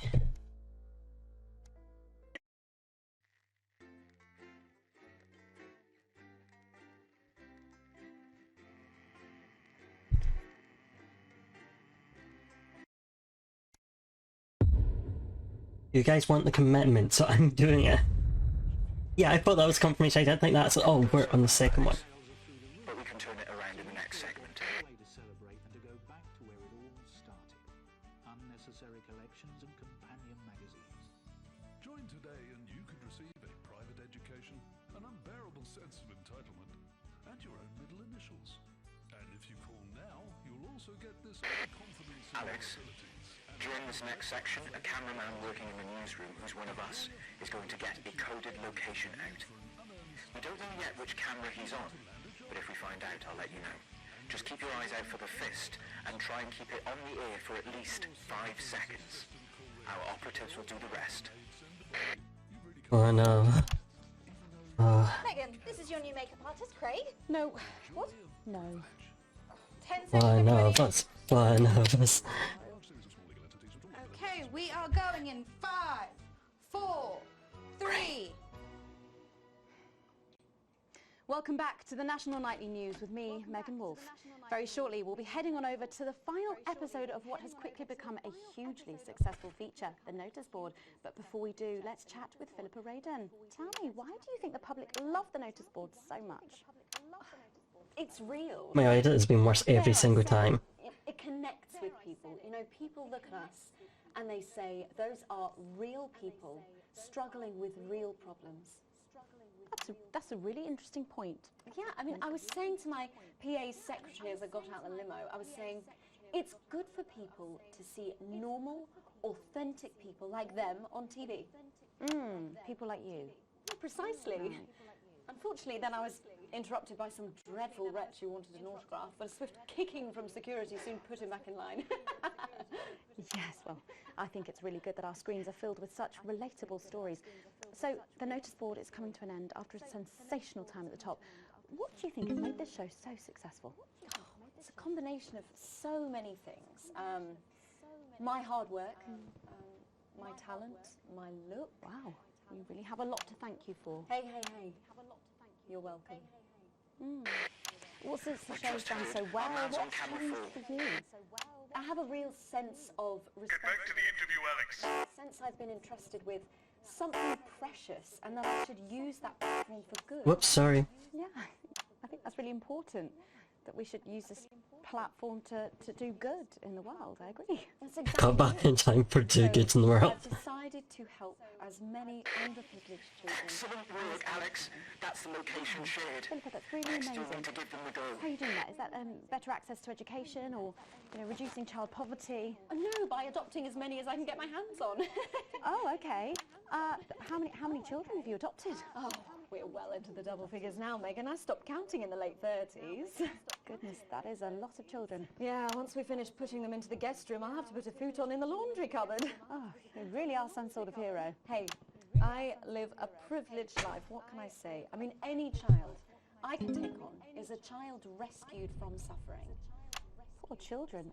Were their lives really that bad before? Oh, they're northerns, I presume so. Okay. Yeah, it's shocking to think, actually, that only 1 in 10,000 children have a celebrity parent. I'd never thought of it that way before. And I'm doing everything I can to fix those numbers. What do you think it is about your life that's so desirable, then? Well, it's mainly shame and panic interspersed with expensive bottled water, so actually, if anyone wants to, I'd happily trade. Now that I can relate to. Right, you better go off and get ready. That was Philippa Radin sharing some thoughts about her lifestyle.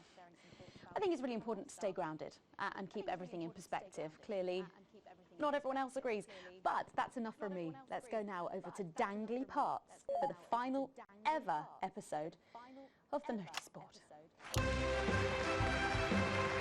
Oh, notice board is over.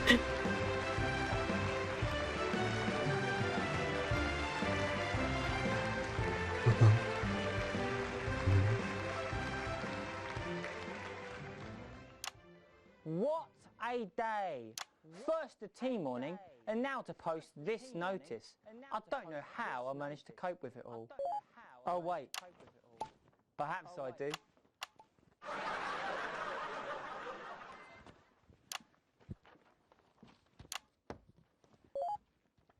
Oh! By St. Barnabas, what on earth is all this? Freeze, dirtbag! Oh, Laura, it's you. I thought for a moment you were a knife-wielding mugger or stabber. No, I'm afraid not. It's just me, a community cohesion officer, responsible for keeping crime at record lows. Of course, keep forgetting that thanks to you and your colleagues, violence on our streets is a thing of the past. What's all this, Vicar? I know! It's a disgrace. Somebody has defaced our notice board with this sort of construction work. We should be good team members and clear it. I agree. Careful, Vicar. It looks heavy. Ha! They don't call me the Right Reverend. Ripped for no reason. Yes!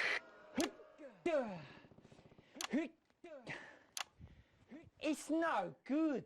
It looks like all those crucifix classes were a waste of time.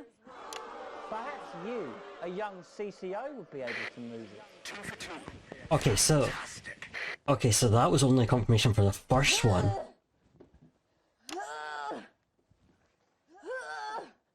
Looks like all those lifting classes were a waste of time. It's too heavy, even for me, a strong and capable woman. Surely there's no one alive strong enough to lift this. Did someone call for the best firefighter in town? Hi-ya! Well done, Captain Evans. You're so much stronger than us. Especially me, the weak old man.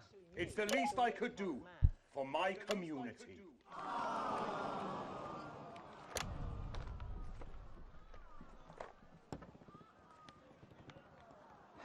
No luck catching the little devil then? Unfortunately not. The ferret struck again last night.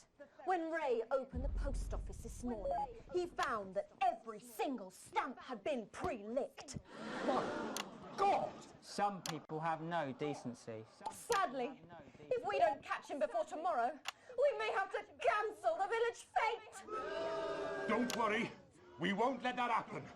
Will we, Vicar? No, no, no. Laura, tell me, why do they call him the ferret? Some say it's because of his sneaky nature.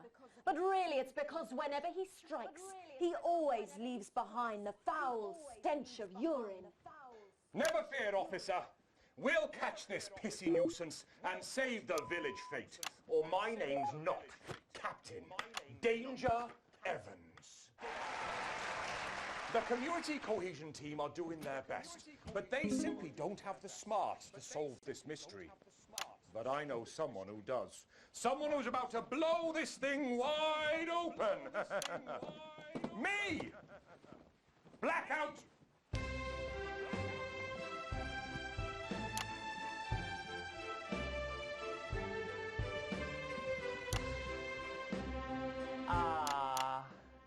It's the morning of the village fete, thanks to theatrical convention. I sure hope everything goes to plan. Oh, look! There's Mrs. Craven setting up her cake stall. And look, there's the motorcycle display team setting up for a show that will be far too expensive for live television. I'm going to set up the coconut shy. What are you doing, Vicar? First, I'm running the tombola. Then, I'll be selling forgiveness for money. Aren't you judging the jams? I couldn't possibly. Well, that sounded like Mrs. Craven. Looks like someone sucked all the jam out of her donuts. That damn ferret has struck again. Whatever are we to do? Although I'm very competent, I have no idea how to solve this case. I guess we'll just have to cancel the fete. Hold it right there, ferret.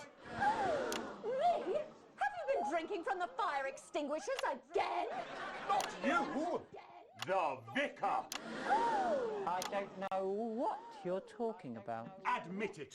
You wanted the village fete cancelled so you could have the day off, didn't you? I already have to work Sundays. I shouldn't have to work 2 days a week. But how did you know? Well, my first clue was the smell. Yes, I do smell of urine. Next, I noticed that the vicar's tongue was particularly dry, almost as if he'd been licking thousands and thousands of stamps. Or perhaps eating Mrs. Craven's baking. Which brings me on to my third clue. The vicar said that he had no more room for jam. Almost as if he'd had his fill. Precisely. But you managed to figure it all out from that? Well, I also found this at the scene. Oh, of course. Proves nothing. No! Get him out of here, officer! You did it, Captain. You could say you ferreted him out. Hey, come on. Let's go and have a party in my massive garden. I am doing well. Thanks to you, we're all doing well.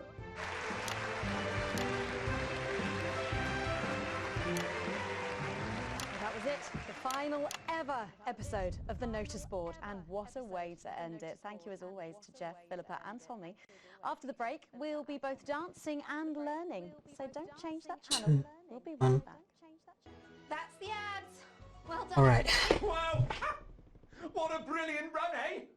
After party at my place, eh? What advert is this, Alex? I don't remember passing it for broadcast. Oh. I think you made a mistake there. Whoops. I've got 4 kinds of sausage. You've probably seen me on the Hey, news you. talking about You coming to the after party? and how progressive their policies are. Well, I was wrong. And I'm here tonight to say I'm sorry. One last push, Alex. We're closing in. One of the guests in the last section is working with us. You'll be asked to censor on our behalf. If you do it right, the final orders will be given. We'll get 3 chances. Get at least 2 of them right, and we're going to win this thing. It's happening, Alex. Tonight we take it back. All right. Envied my friends who had so much more. Over the years, my jealousy grew. So when Advance came to power, I didn't think about the damage they would do. I selfishly. I was glad to see the rich punished. I didn't see how backwards advance were. I didn't understand that rather than tearing down the wealth creators, we should have been helping everyone else to take a seat at their table. Under advance, the country is poorer. It is poorer in ambition. It is poorer in aspiration. We are infantilized by advance's naive policies. Please, Sarah, anything. Sorry, Mum, I'm really not supposed to say. Are we safe? Hi, I'm Maddie. Jenny just said to ask if you need a touch-up. I have Did poured she? myself out to the media to defend. That's my shade, is it? Yeah. This is my shade? My parents. I see that now. Mum, Girl. You can run back to Jenny now. our only hope. Sorry about that, Sarah. Nothing you can tell me. At all, like at all. They've said no one's died, that's all I can say. 10 seconds. What's wrong with you? She is in tears. Ugh. Going in 5, 4, 3. Welcome back to the National Nightly News. Later in this segment, we're hoping to be able to go back to Patrick Bannon at the scene of tonight's shocking Disrupt attack. But first, I'm delighted to be joined by the cast of the smash hit musical everyone is talking about. I'll be speaking with the cast in a moment, but first, let's take a look at them in action. Please give a warm National Nightly welcome to the Novaries.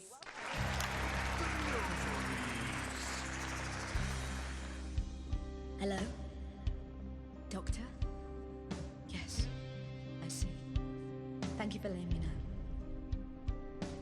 I have a decent life. I'm a happy, loving wife. And my job is well paid and fulfilling. I have a husband, John. He's due home soon, won't be long.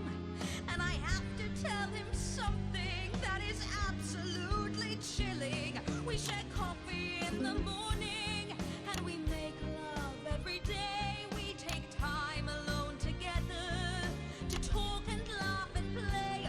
We prioritize our needs. We do charitable deeds. But the flowers of our happy life are now beset by weeds. I'm home. Oh, darling John. Oh, dearest John. There's something very wrong. I've just had a conversation with our doctor, David Wants, so please be seated. This news will make you feel defeated. The scans revealed a lump. You poor unlucky chump. Is it cancer? Worse, so John. We're having a baby. How can this be? Oh, woe is me. Why has this happened to me? I always wear 2 condoms for the maximum Bestie. Safety in our tiny flat. We built a peaceful habitat. Now our lives are fucked. We're having a baby. Now you can't have any wine at book club. And there won't be any time for foot rubs. Now your hair will stink of weed. And you'll start to disagree. And forget about that holiday in Territory 3. No more waking up at 10:30. In fact, you're never going to get a good night's sleep again. No more snap decisions to go on to a club. You'll be lucky if you even make it out to the pub. Why can't we be more like our gay and lesbian chums? The only glue they have to deal with comes from personal bums. Now when I take a sick day at home, The parasite won't leave you alone. how he's grown. We're our top priority. I look after you, and you look after me. Ain't no trouble and strife. We got a childless life. What? No one wails and no one bawls. No one draws things on the walls. A happy husband. A wonderful wife. We got a childless life. We're having a baby. We're having a baby. Changing nappies daily. We're having a baby. No more weekends by the coast. Now you're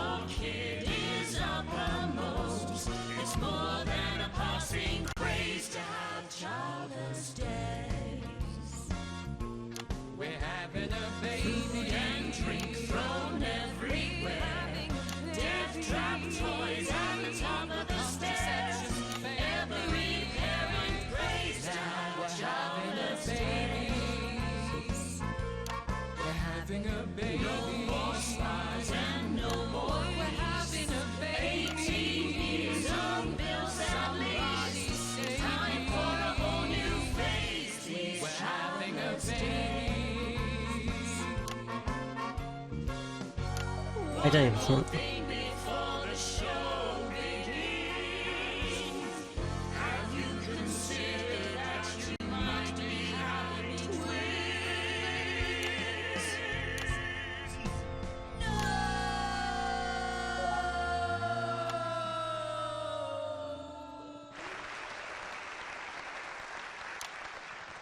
Amazing. The Novaries there, treating us to their opening number from Elegy for a Childless Life, which is currently the hottest ticket in the Capital Theatre District, and will be touring the territories later this year. Right then, come on you lot, come on down, let's go, don't be shy. Hello. Hi, Megan. Hi. It's an honour to be here. Oh, really? Are you fans of the show? Yeah, it used to be. Well, listen, let's get stuck in.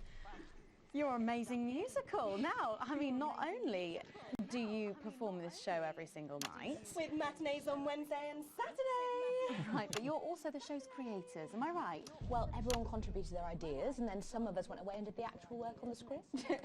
But no, it's very much a team effort. Oh, that's fantastic. How rude of me. I've not introduced any of you. I'll be the one being replaced next. Let's go down the line, shall we? Hi, I'm Jack. Hi, Jack. Jim Blunt. Pleasure to be here. Jennifer Boreham Woodley. Hello, I'm John Sapley. Used to be in the business professionally. My name's Jill, with a J. And I'm Janet. I'm the youngest. That's incredible. And you were all friends previously. I mean, what a coincidence, right? With your names beginning with a J. Oh my goodness, guys! Our names all begin with J. How have we never noticed that? Because you haven't typed them out 1,000 times, maybe? You knew? Why didn't you say anything? I thought we all knew. It's bloody obvious, isn't it? I just thought we were doing a funny thing where we never mentioned it. And I believe as well as being friends, you're also couples. In real life as well as in the show. Well, God. not exactly. I'm not married to him. I'm with Janet. Oh, of course. With John, you lucky bean. Jim and I are married. 4 fabulous years. Well, that must make for some confusion in the rehearsal room. Well, you should have seen the first draft. Jen decided that Jack would play Jim, I would play Jack, Jen Janet, Jill Jen, Janet Jill. What about John? Well, my character was originally just called Man 1. It was allegorical. It was very confusing. Not for a professional. After much toing and froing. And gnashing and wailing. And gin and tonic. We decided that we'd just use our own names, which is less truthful. We're also less likely to go into the wrong dressing rooms. Oh, God, yeah, that would be very embarrassing, wouldn't it? Of course, when I first wrote it, we were only meant to run for a few nights at the Mimbley Village Hall, but when I registered it with the Department for Culture, it caught the eye of someone high up, and before you could say overnight sensation, we were transferring to the capital! It's all been a bit of a roller coaster, really. I'm only 19. I'm the youngest. You really don't have to repeat that. I had to give up my job as a mortuary technician. Well, yes, we all had to move to the capital. I love that job. It's been a very turbulent time. So peaceful, no singing. This piece isn't peaceful, is it? Stand by, Alex. No, Sense of the orange. It's about Okay. children. Of course. And why you shouldn't have them. In a way, I guess it is political, with a small p. After all, we are a solid unit, and eagle-eyed audience members will see we nod our heads to advance on stage throughout, and we target the messaging at women aged 22. Well, Honestly, I think this would make them look worse, so I don't know why I have to censor all this. terrible problem. Having children. You understand, Megan. You clearly agree. Wow, this isn't about me. Of course, we see that there are advantages to a family unit, but eagle-eyed couples watch as the little parasites advance on their lives, and there's no time to play the guitar, get through a book, or watch a movie. They're exhausted, passed out on the couch by 20 to 9, for God's sake. You're very chatty tonight, dear. Usually I'm the chatty one. Because you're the youngest, we know. It's not a badge of honour, Janet. Janet, please, Jennifer. Oh, well said, John. Thanks, Jack. Got your back. So could you just tell us what is the play about? What happens in it? Well, go ahead. It's a tragedy, obviously. Jennifer, myself, and John have their child, and then the story charts the downfall of their hopes and dreams. And there's lots of singing. And dancing. A lot. My character works at a menu centre for a distribution unit. Eagle-eyed, she sees her friend's rapid advance to a pit of despair. Becoming a target for children's TV advertising at the age of 22, she decides to take drastic action. I can't really say more, though. I probably said too much already. Yeah, you absolutely have. Or the second act for anyone who might come to see it. Which should be all of you. For too long, we've been told that a life without children is somehow incomplete, that children are a blessing. Well, I've done the research, and they're not. Besides, there's already loads of bastards running around all over the place. So. We just want people to have the option of a happy, child-free life without stigma. You know, when I was 14, before I had come out, I had an experience with a girl called Julia Jacobs. She was an experiment, I guess, you know, a chance to dip my toes into the... Fascinating. Well, thank you all so much for coming in tonight. I really hope you keep them dancing in the aisles for many performances to come. The Noble is there. And I am pleased to say we can now go back to Patrick Bannon to get the latest from the scene of tonight's horrific events. Patrick, are you okay? Thank you, Megan. This is Patrick Bannon reporting from the scene of tonight's Glad you're doing well, Patrick. and symbolic attack tonight this evening. An attack which I myself have found myself caught up in. You're alright, though. I'm still a little dazed and a little deaf, Oh. so I hope you'll forgive me if I seem that it's time to speak with the Prime Minister. Mrs. Salisbury, that's you. You're still here. The Prime Minister. I couldn't leave. Not when there were people that needed help. Any team player would have done the same. I don't deserve praise for being human. Yes, no accolades here. Or Palisades. Or lemonade. Right. Patrick, you okay? So, is the situation... Now, are we safe? Yes, the security services performed their duties without hesitation. And I would like to assure the public that although there have been some injuries, there were no civilian deaths here this evening. Oh, that's good news. Really? We saw them. Sorry, did you say no deaths? That's right. No civilian deaths.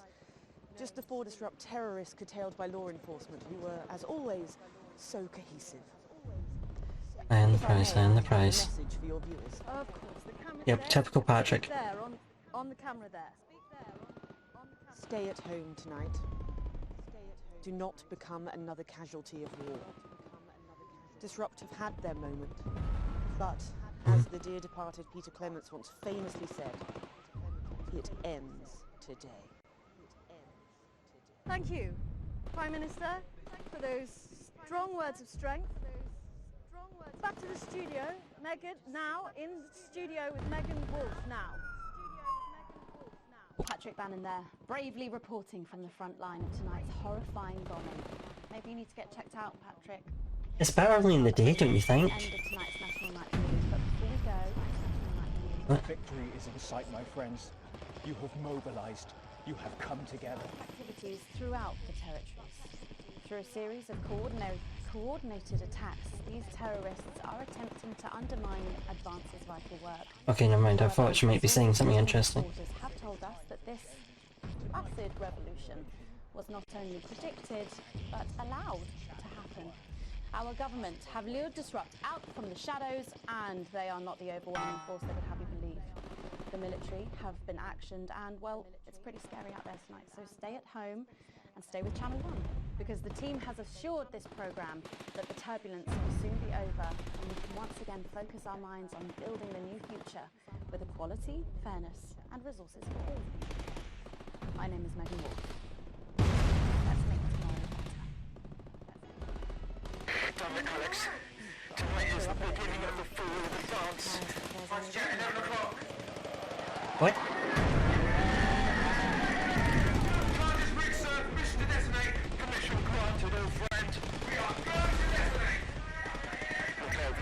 Alex, see what you helped make happen. She's coming down.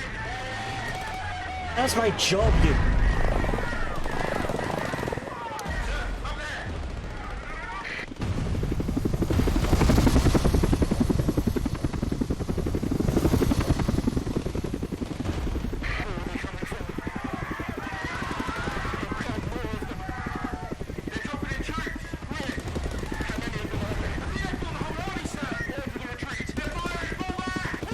so long.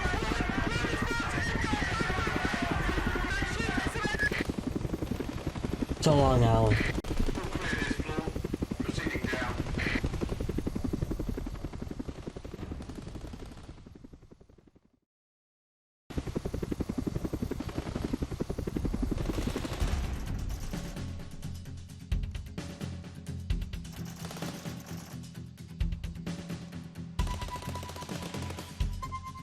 Channel 1 still loves me.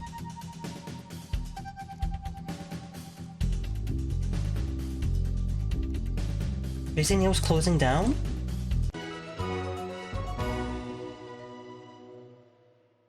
Hi, it's Crazy Neil, and I've got a special going out of business, closed for business deal. I was eating out the other day. I say eating out. I was down an alley in a dumpster, but that doesn't matter. I found forks. They've only been used once. I've licked them clean. You can get knives too. Buy a fork, get a knife. Get a knife, buy a fork. Forks, knives. We don't have spoons. It's Crazy Neil with another steal of a deal. We got sticks. We got sticks that do tricks. We got an evil child. This is my young niece, Felicia. Small, nimble, agile. She can get through a dog flap, cat flap, rabbit flap, rat trap, mouse trap. All you gotta do is feed her once a day. She'll eat anything. Scraps, food off your plate, food out the bin, dog food. This is a steal of a deal to have a family member stealing for you. Buy Crazy Neil. We got sticks. Buy our sticks. Buy our motherfucking sticks. We've got empty toilet rolls. Some are crushed, some are squashed, some are ripped up, some aren't even cardboard. Some of them are just grit in a bag. We'll beat you with the fucking sticks if you come down with no money. I've got a broken bike. I've got a broken car. A broken ball. It's got no air in it. Oh, God. I'm broken. Buy sticks. Recently, we had a deer wander into the parking lot and take one of our empty cartons away. We're even giving deals to animals! Come on down. It's Crazy Neil with a begging appeal because there's been no deal for Neil. And have a crazy time at Crazy Neil's going out of business deal of a deal. Sticks, you hear? So am I heading down?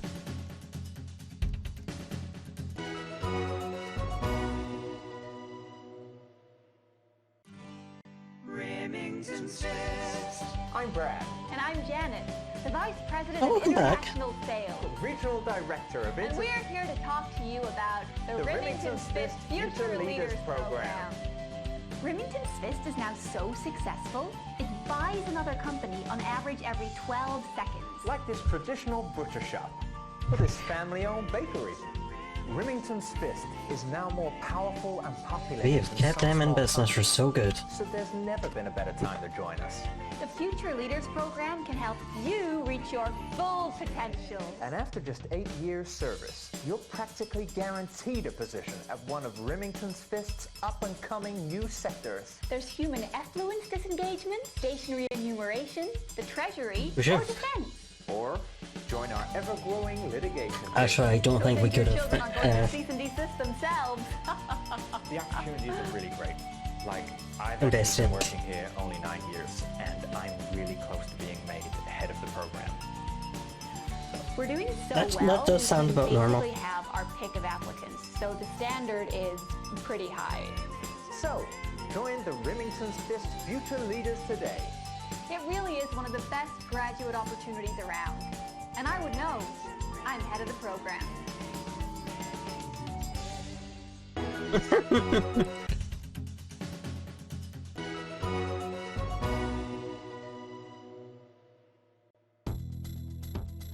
Introducing the new luxurious La Deleur range, only from Eye of the Beholder. Eye of the Beholder. Deep glossy shine for a top coat that can't be chipped and can't be matched. Yes, we're still going. No more touch-ups or pit stops. Just intense colour that lasts and lasts.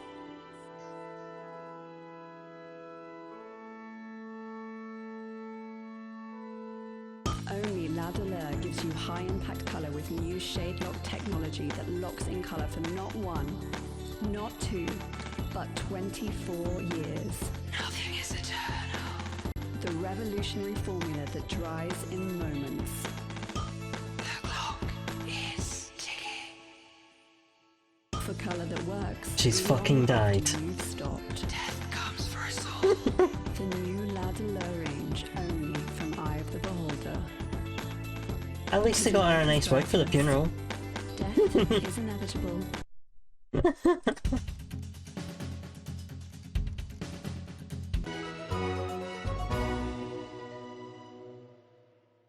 Be a part of something that puts the the pain. into exclusive with this truly limited collection. The joy of privilege is the only She finally knows peace. that isn't afraid to discriminate. Simply send in your birth certificate, a lock of hair and a cassette tape of yourself speaking correctly, and you too could join the privileged few. Well, things are going pretty well for us. Sales are through the roof. So we thought what better way to celebrate than to go back to where it all started. Unnecessary collections and companion magazines. Join today and you could receive a private education, an unbearable sense of entitlement, and your own middle initials. And if you call now, you'll also get this overconfidence. Oh, so we now know it's now 1987. Red wine flavoured diazepam. Ooh. The joy of privilege gives you everything you need for an unearned start in life. Use it to land a job, avoid prison, and get favourable health outcomes. Have your secretary's assistant call the housekeeper or have the maid send the boy. You really can't afford to wait, even though you really can afford to wait. The joy of privilege. Probably not for you. Pleasure Corps is no longer a corporation, but a large series of small legal entities which all live below the assets and wealth threshold. Ah, so now we're learning about how they're avoiding. The team should be your #1 priority. But families are important too, and putting food on their table is a responsibility that, for too long, has been much harder for some than others. Unlike Disrupt, the team believes that tasty, nutritious food is a basic human right.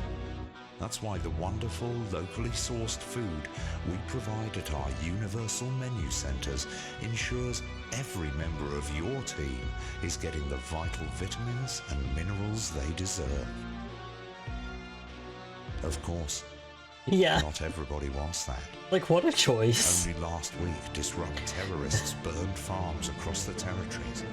They destroyed food meant for your table. The radicals want you to starve, but we'll make sure you won't. Everyone gets the same generous entitlement at the menu centres because, like you, Advance believe all our needs are equal. From a healthy breakfast to a home-cooked dinner, the team is always at your table. Minimally packaged, lovingly prepared, and absolutely free. Isn't that how you've always wanted food to be? Universal Menu Centres, because teams don't thrive on empty stomachs. Alright, let's see this Disrupt tape. Oh, true, that is everything. I'm an economist and commentator. You've probably seen me on the news talking about Advance and how progressive their policies are. Well, I was wrong. And I'm here tonight to say I'm sorry and to beg for your forgiveness. My parents are not rich. My mother was a nurse and my father worked in a factory. I was the first member of my family to go to university. But I always envied my friends who had so much more. Over the years, my jealousy grew. So when Advance came to power, I didn't think about the damage they would do. I acted selfishly. I was glad to see the rich punished. I didn't see how backwards Advance were. I didn't understand that rather than tearing down the wealth creators, we should have been helping everyone else to take a seat at their table. Under Advance, the country is poorer. It is poorer in ambition. It is poorer in aspiration. We are infantilized by Advance's naive policies. Policies born from absurd redistributive fantasies. Why are you glancing I have away? poured myself out to the media to defend the indefensible. I have betrayed my parents. I see that now. Mum, Dad, I'm sorry. Our only hope, the only hope, now lies with Disrupt. Yeah, exactly, Katie.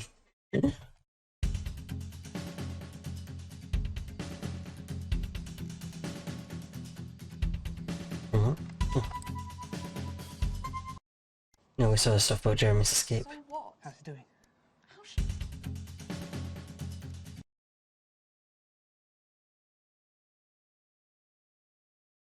Yep. Looks like we just got him killed. All that, plus we'll be taking a trip to Dangly Parts for the notice board, as well as getting a sneak peek at... Oh, come on.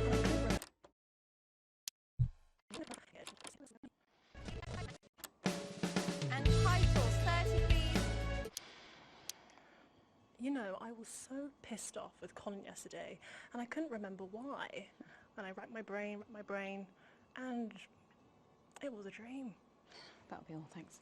He had the body of a goat and the face of my mother.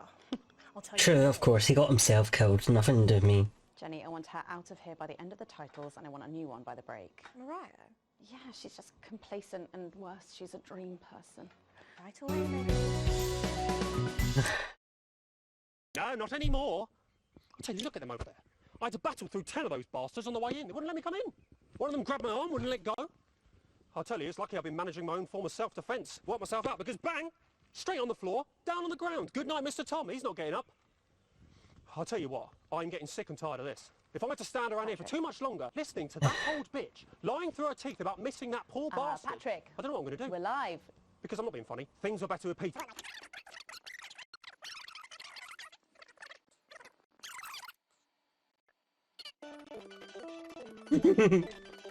I kind of want to steal the technical difficulty screen.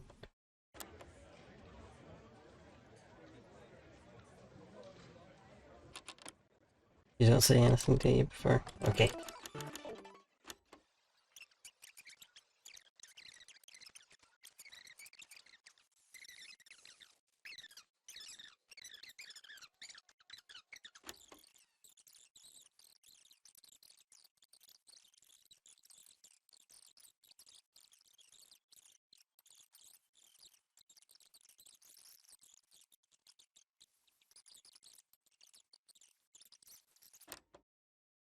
Nine, 8, 7.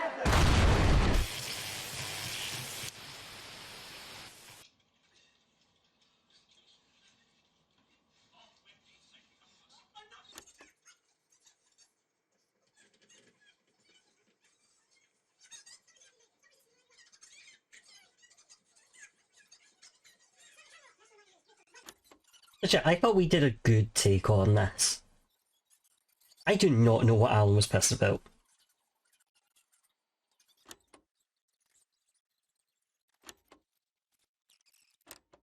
National Nightly.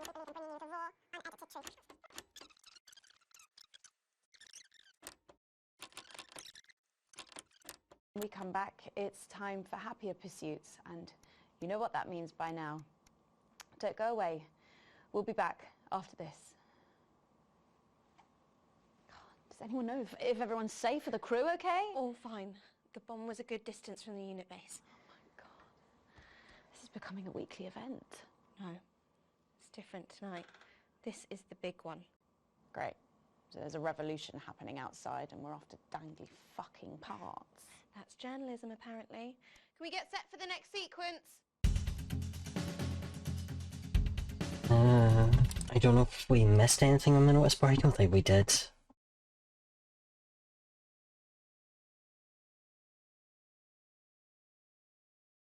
Maybe? Oh, she has... Everyone on the main broadcast team has somewhat aligned with Disrupt, but not explicitly. Megan, this is your new makeup artist, Craig. No.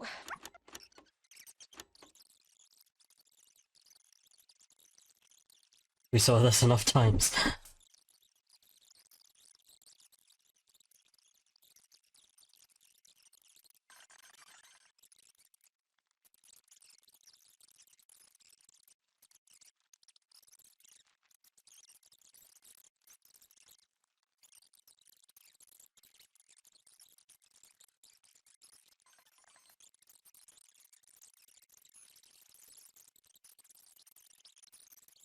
Oh. So we're starting shortly. If it's on, yeah, it's on time this time.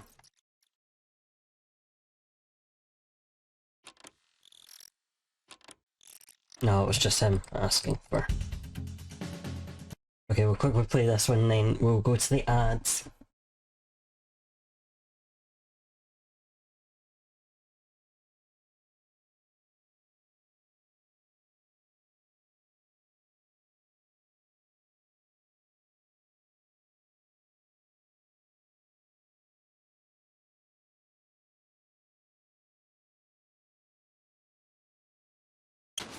Please, Sarah, anything. Sorry, Mum, I'm really not supposed to say. Oh, we...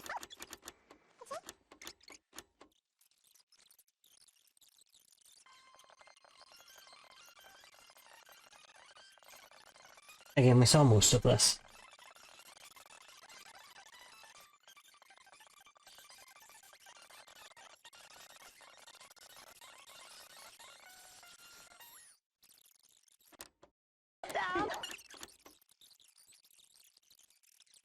I'm like, I could have sworn there's something we missed somewhere, so...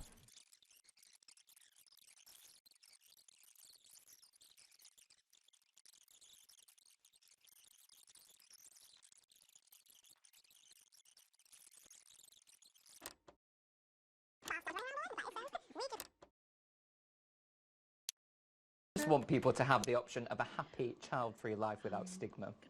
You know, when I was 14...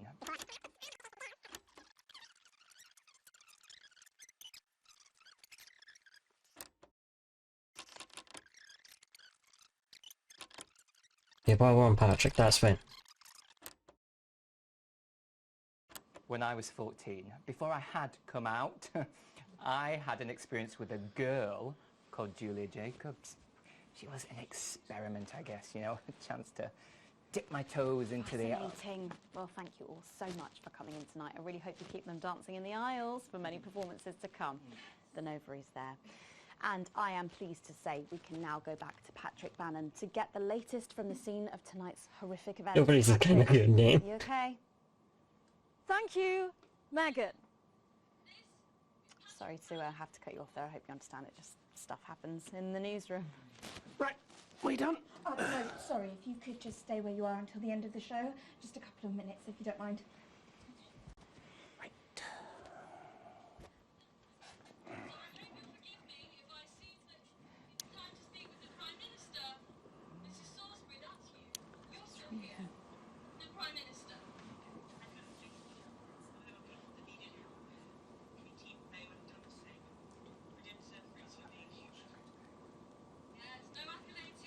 Any minute now, guys. We're going to do my final bit and then we'll get you out, okay? We've got curtain up in less than 2 hours, so it would be great to... There's a new monologue on the auto cue for you. From them? Of course. What did you expect tonight? Freedom of expression. That was a joke, by the way. Do that. It's just like the news. Oh, come on, we shouldn't even be here. Look what's going on out there. It's important that we were here. People need musicals in times of darkness more than ever. Do they, though?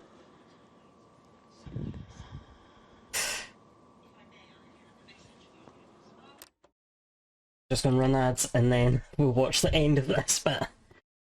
Oh boy, boy, boy. Oh. Okay, I guess we're not getting the full 3 minutes of ads, but like we're almost at... I won't be going on much longer. I don't think. I'm not going to play the next broadcast, so we should be good. Oh boy. When you're in there now, gamers.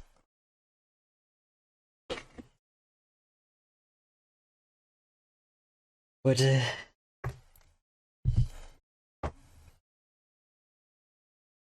I'm worried for Charlie. I don't know what's going to happen with Charlie. He may report us. He may be our undoing. At least we killed that.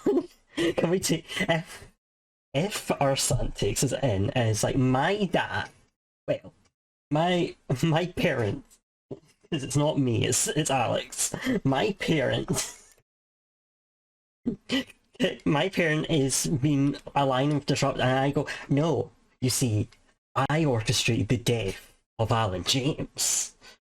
So I don't know what you're talking about. I was there. I helped. I made sure you guys were on the ground.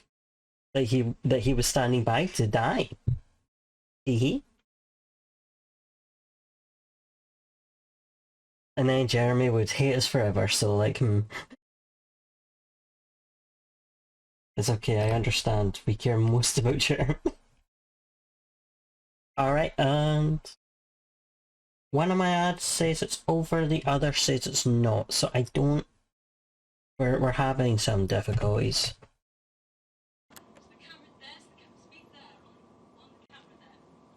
I'll send you back. Right, we're coming back soon, so quiet on set, please.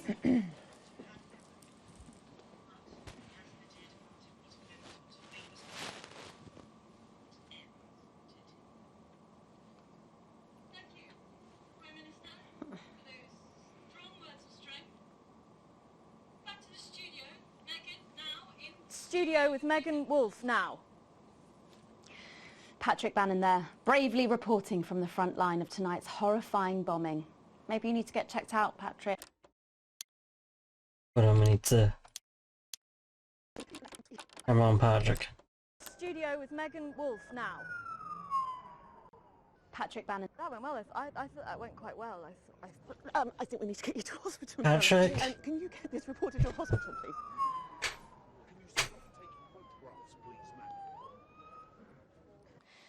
Throughout the programme tonight, we've been receiving...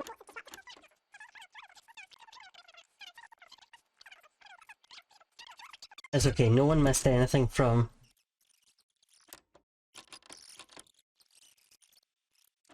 Wolf. Let's make tomorrow better. I don't know what happened with the ads there, but... God, I think I threw up a bit in my mouth just then. Surprised that there's any room in there with all the lies. Excuse me, miss. Girl? Can you come with me, please? What? Jim? Oh, for fuck's sake, Jill, what have you done now? Sorry, sir, can you please stay in your seat? That's my What's wife. going on? We'll be back in a minute. Just need to have a conversation first. Oh... We're going to need an understudy. I'll call Jackie. If she's not free, we'll use Jessica, Judith, Justine or Gemma. Oh, Jenny can sing. Oh, Megan can kiss up. Yeah, Megan Thinks about doing that a lot these days.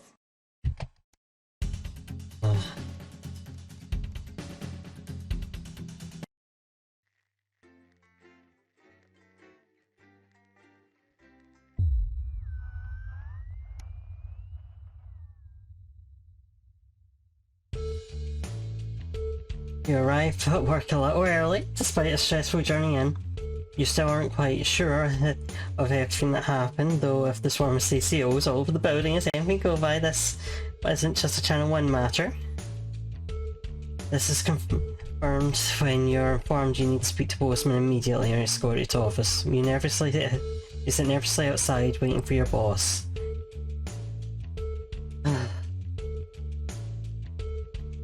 A few minutes later, the boss man arrives, dishevelled and with a stern-looking CCO in tow. Ah yes, Winston, good. This is a Specialist Ables. She will be observing this interview. Please come inside and take a seat. The ruddy-faced man bustles into the office and leaves the door open for you to follow. The few times you've been here before, it was immaculate, with everything in its proper place. Not so today. Must be serious for Bozeman to be this flustered.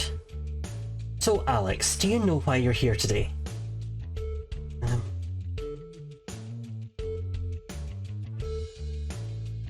Do we know why we're here?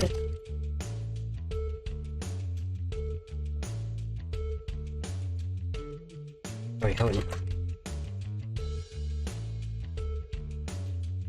Bozeman Eyes are sharp and his gaze is fixed on your face from across the desk, able to stand behind you out of sight, but definitely not out of mind.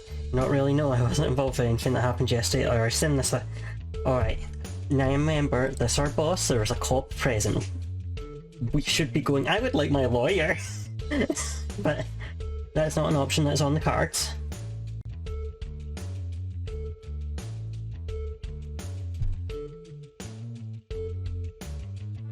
So what are we going to do? Vote now, vote now.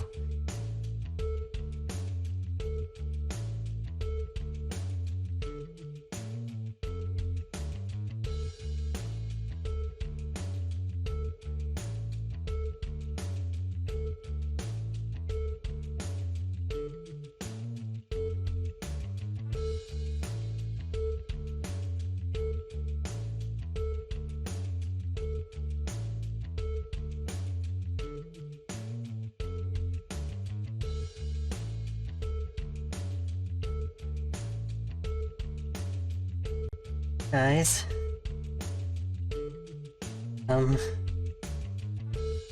well,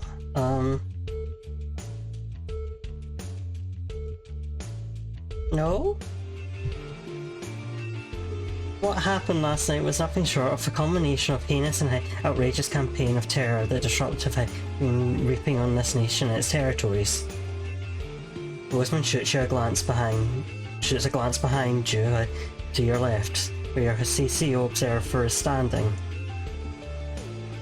And it is of course our duty to root out this rot, wherever we find it, and to prevent anything like last night happening ever again.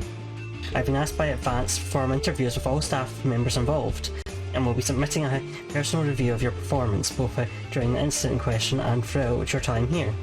This can only end well. He shoots you a quick smile. Don't worry, it'll all be fine. Arrange some papers, Bozeman clears his throat and begins. Obviously a lot happened last night and I have a number of interviews to conduct today, so I'd rather none of them take any longer than necessary. Please be brief and concise and clear in your answers. Alright, ready guys? Briefs? Seem to be proceeding. Okay, let's start at the beginning of the broadcast and work our way through. After attacking the war, you seem to be portraying the terrorists in quite a sympathetic light. Why?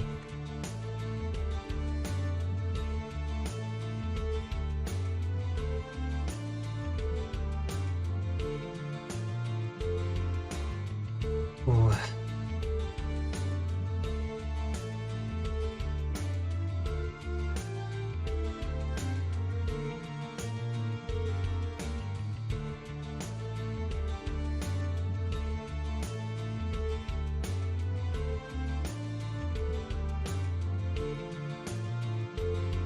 Why did we do it, guys? Because I can't say that it was for our dead daughter.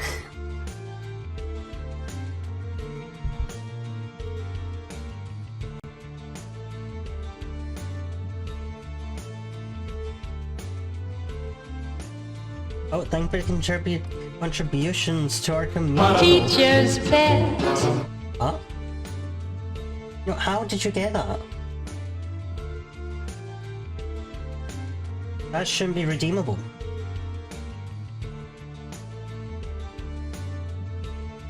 That's already been redeemed. Thanks, Twitch. Yeah, I was just showing the news.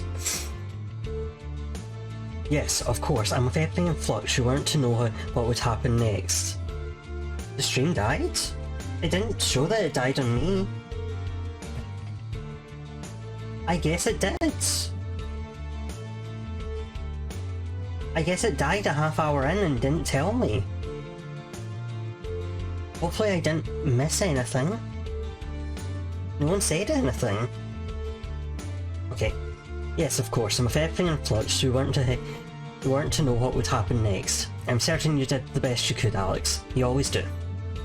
Bozeman scribbles some notes down, the noise of his pen scratching into the notepad punctuated only by the constant tick-tock of his ornate clock. Hopefully this will all be over soon. Yeah, I've been streaming for... on my clock it says almost 3 hours. Reviewing the broadcast, we noticed something a little odd about your camera choices. Oh, hold on. It was while everyone was talking. Oh, where did I put it? Yes, here we are. Do you recognise it? With a flourish, Bozeman produces a leaflet from the notice board and places it on the desk in front of you.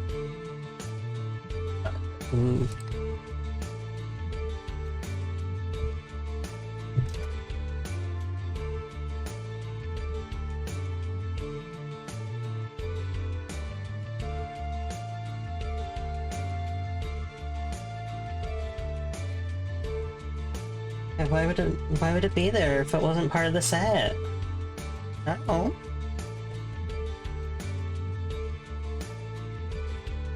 I was just showing off the set. I thought people would be excited. Because they all love the notice board.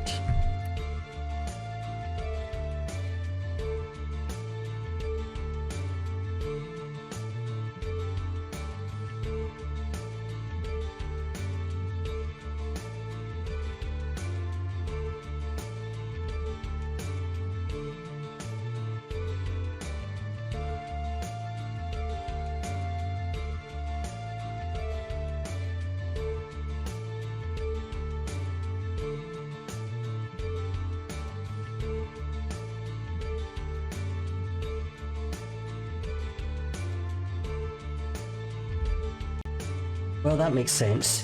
You aren't responsible for maintaining the set. You can only assume that what's meant to be there after all. You get the feeling that at least some of the above was for the benefit of the CCO in the room. Thank you, Alex, and again, for Abel's benefit. You're so loyal. No, exactly subtle there. There was one thing we noted during the finale of the notice board. Bozeman picks up some notes from the other side of the desk. You seem to play an odd choice of sound effects relatively early on. Now, the script was expecting laughs, but for all three you chose to play booze. Why did you do that?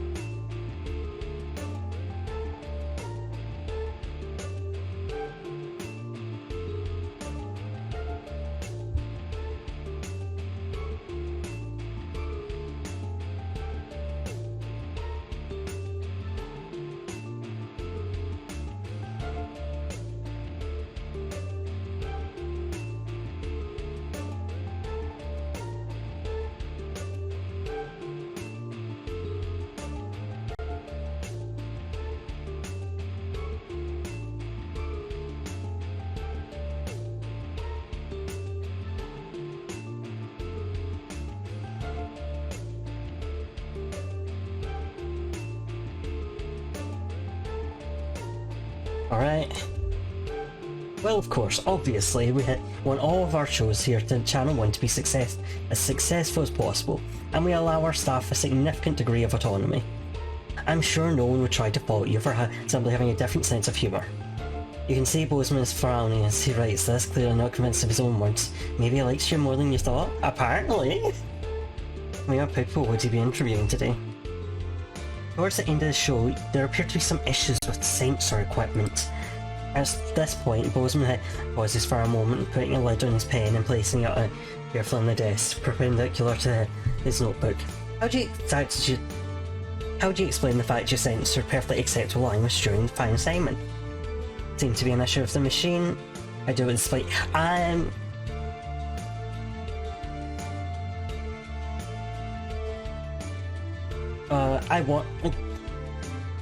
do you think it's fair to just go, well, I don't know, equipment was faulty, I guess. I'll give you the poll.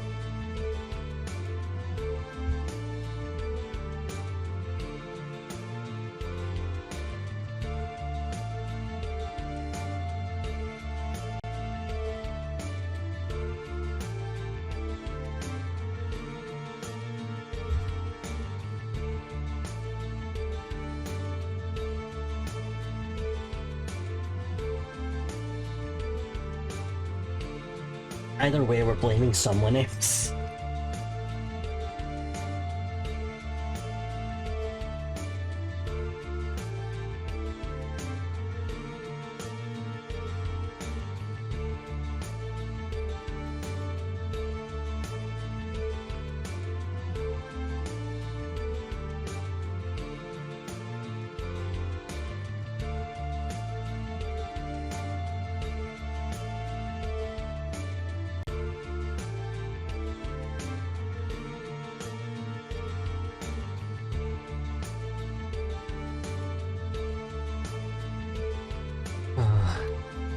Alright, we're filling the quality equipment then.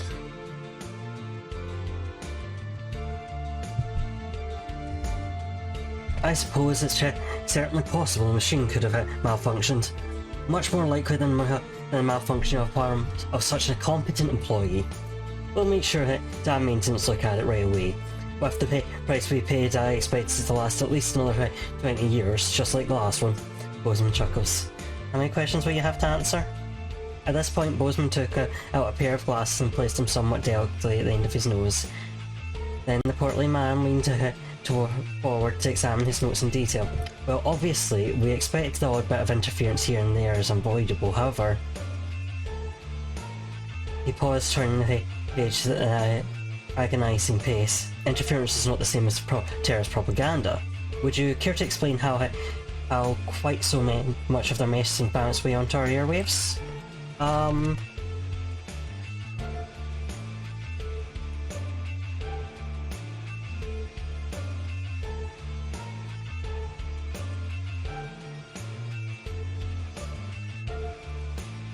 I can genuinely say there have been times in this game where I've just been so focused on everything else that I won't notice the disruption happening, so like...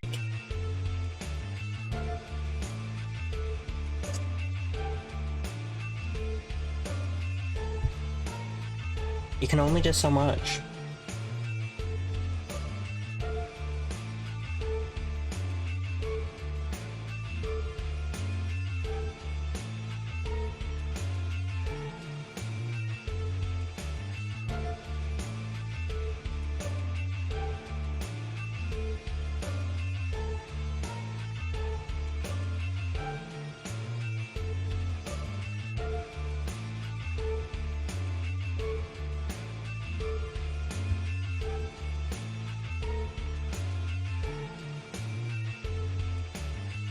Okay, you guys want to blame the machine, alright. At the corner of your eye, you know how Specialist Able is suspiciously more attentive, awaiting your boss's response. Well, it's certainly true that accidents happen, and with the various stresses of last night's broadcast, I don't think anyone could begrudge you for a slight drop in attention. Bozeman smiles warmly at you as Able returns to their passive stance. You offer a strange smile back. A loud creak breaks the growing silence as Bozeman leans back in his chair. The tape of that poor Miss Brightman. Why did you play it? Help me understand. Why play that tape? As you meet with his gaze, you're almost surprised seeing earnest concern in the old man's eyes. I'm making the decision. I felt I was in danger. You watch as Bozeman slowly cleans his glasses before answering. Well, at the end of the day, you chose to do it, Alex. I don't know if I'd have done the same in your shoes, but I think it's clear enough you thought it was the right thing to do, and that's all we can ask of you. He clears his throat and leans forward again. A smile once again on his face. I believe that's all I had for you anyhow. Thank God it's over. I think that's all the information we need for now, thank you. Could we have the room, please? This last is to the CCO, who begrudgingly accepts, and you hear the door close behind her. Look, Alex, I don't know how involved you were last night, and frankly I don't want to know, but honestly, it doesn't look good. I've done what I can because I like you, but I can't promise it will be enough. Let's just go home for now. There's no work for you until we get a new satellite tower anyway. As you leave, you see that you could almost hear sympathy in the old man's eyes. Back to normal.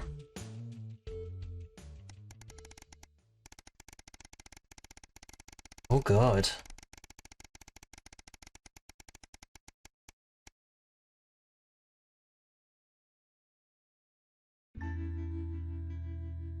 It's your anniversary, and this year you've got a plan. A week away will be just what the doctor ordered for you and Sam. It won't be cheap.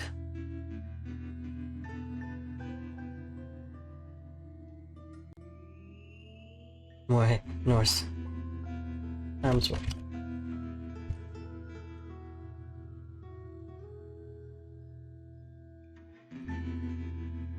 I know what I'd pick, but not me. That's just me and my bias.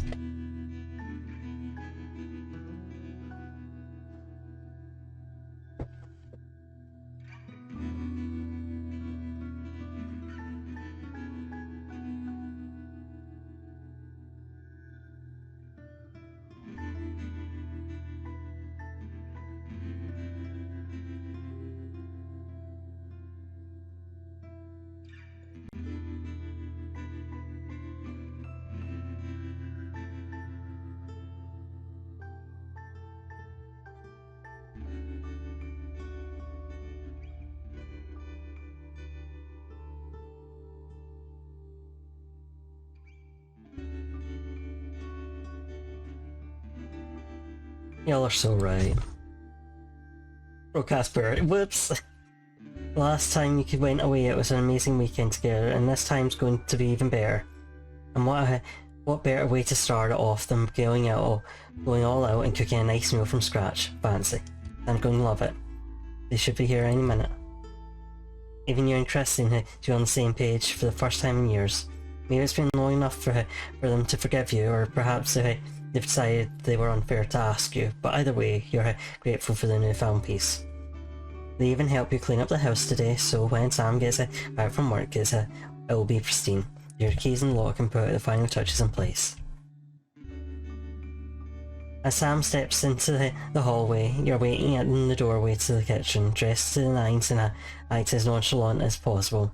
Alex, what's all this? Oh my god, did you clean? And what's that smell? They give you a quick kiss, and as they step past you into the kitchen, where the banquet is laid out, candles lit, with Chris and Charlie standing quietly grinning. Oh my god, Alex. Happy anniversary, Sam. Happy anniversary, comes the chorus from your two cheerleaders as Sam turns to you, smiling and with tears in their eyes. Alex, it's perfect. Sam rushes over and kisses you softly, only breaking off when you get a less than subtle cough from Charlie. So I got officially accepted into the Communication Management Program, Charlie blurts out. And that's our cue. Come on, Charlie, time for us to go. Have fun, you two. Yes, thank you. Sincerely. You're welcome. Now I should go get our own dinner. You can grill Charlie when he's back. Tomorrow, as in not tonight. See you. With a wink, they finish ushering Charlie out of the house. You pull out Sam's chair for them. Why, thank you, Sam says, taking a seat and grinning at you. So Charlie's been busy. They shake their head as you take your own seat opposite them. Tomorrow, for now, we really didn't have to do all the. You really didn't have to do all this, Alex. I know, I wanted to. I love you, Sam. I love you too. They breathe, admiring the panoply of food you have prepared for them. Now, where on earth did I begin? You'll have to, as you pour the first glass of champagne of the evening. You're very lucky to have such a wonderful family. We could ask for more. Our daughter.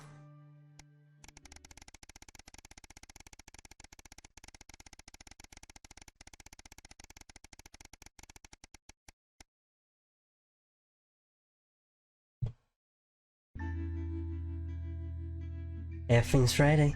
You and Sam have been trying to watch Bullet Man for years, but you missed it in the cinemas and it never seemed to be in stock when you went to pick up the VHS. Now you're just waiting for them to get home so you can start. You hear the front door open as you put a bowl of popcorn on the coffee table. Ready to go, get your butt in here.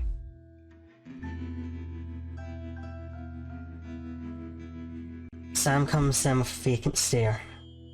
I'm both filming snacks as I sit down next to you. You have to actually nudge them to break their stupor.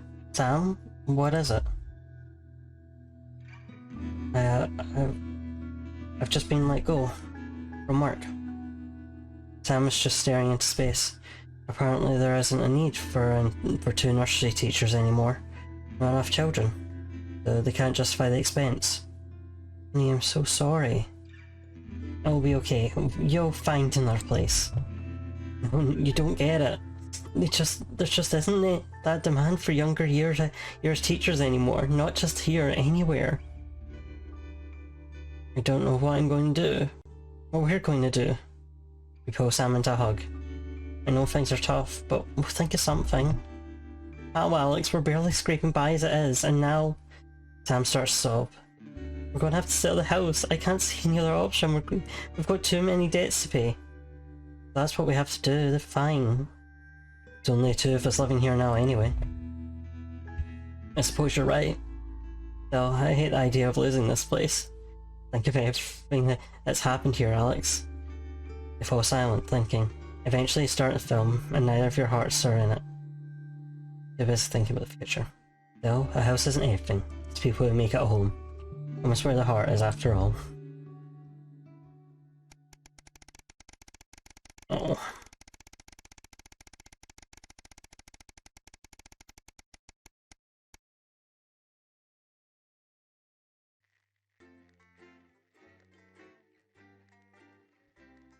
Oh dear.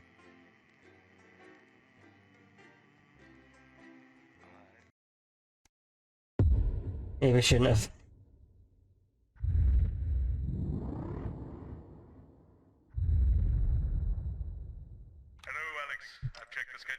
Sorry, Bozeman. Haha.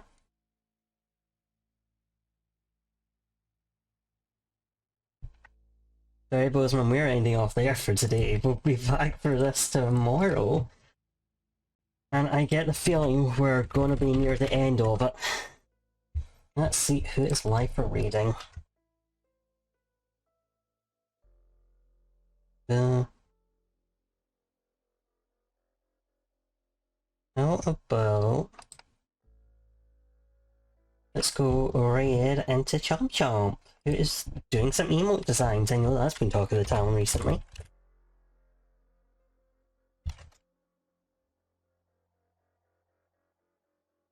Thank you all for Why do I have to joining. receive this kind of abuse in our first meeting? Owned. And so, after a bit of conversation...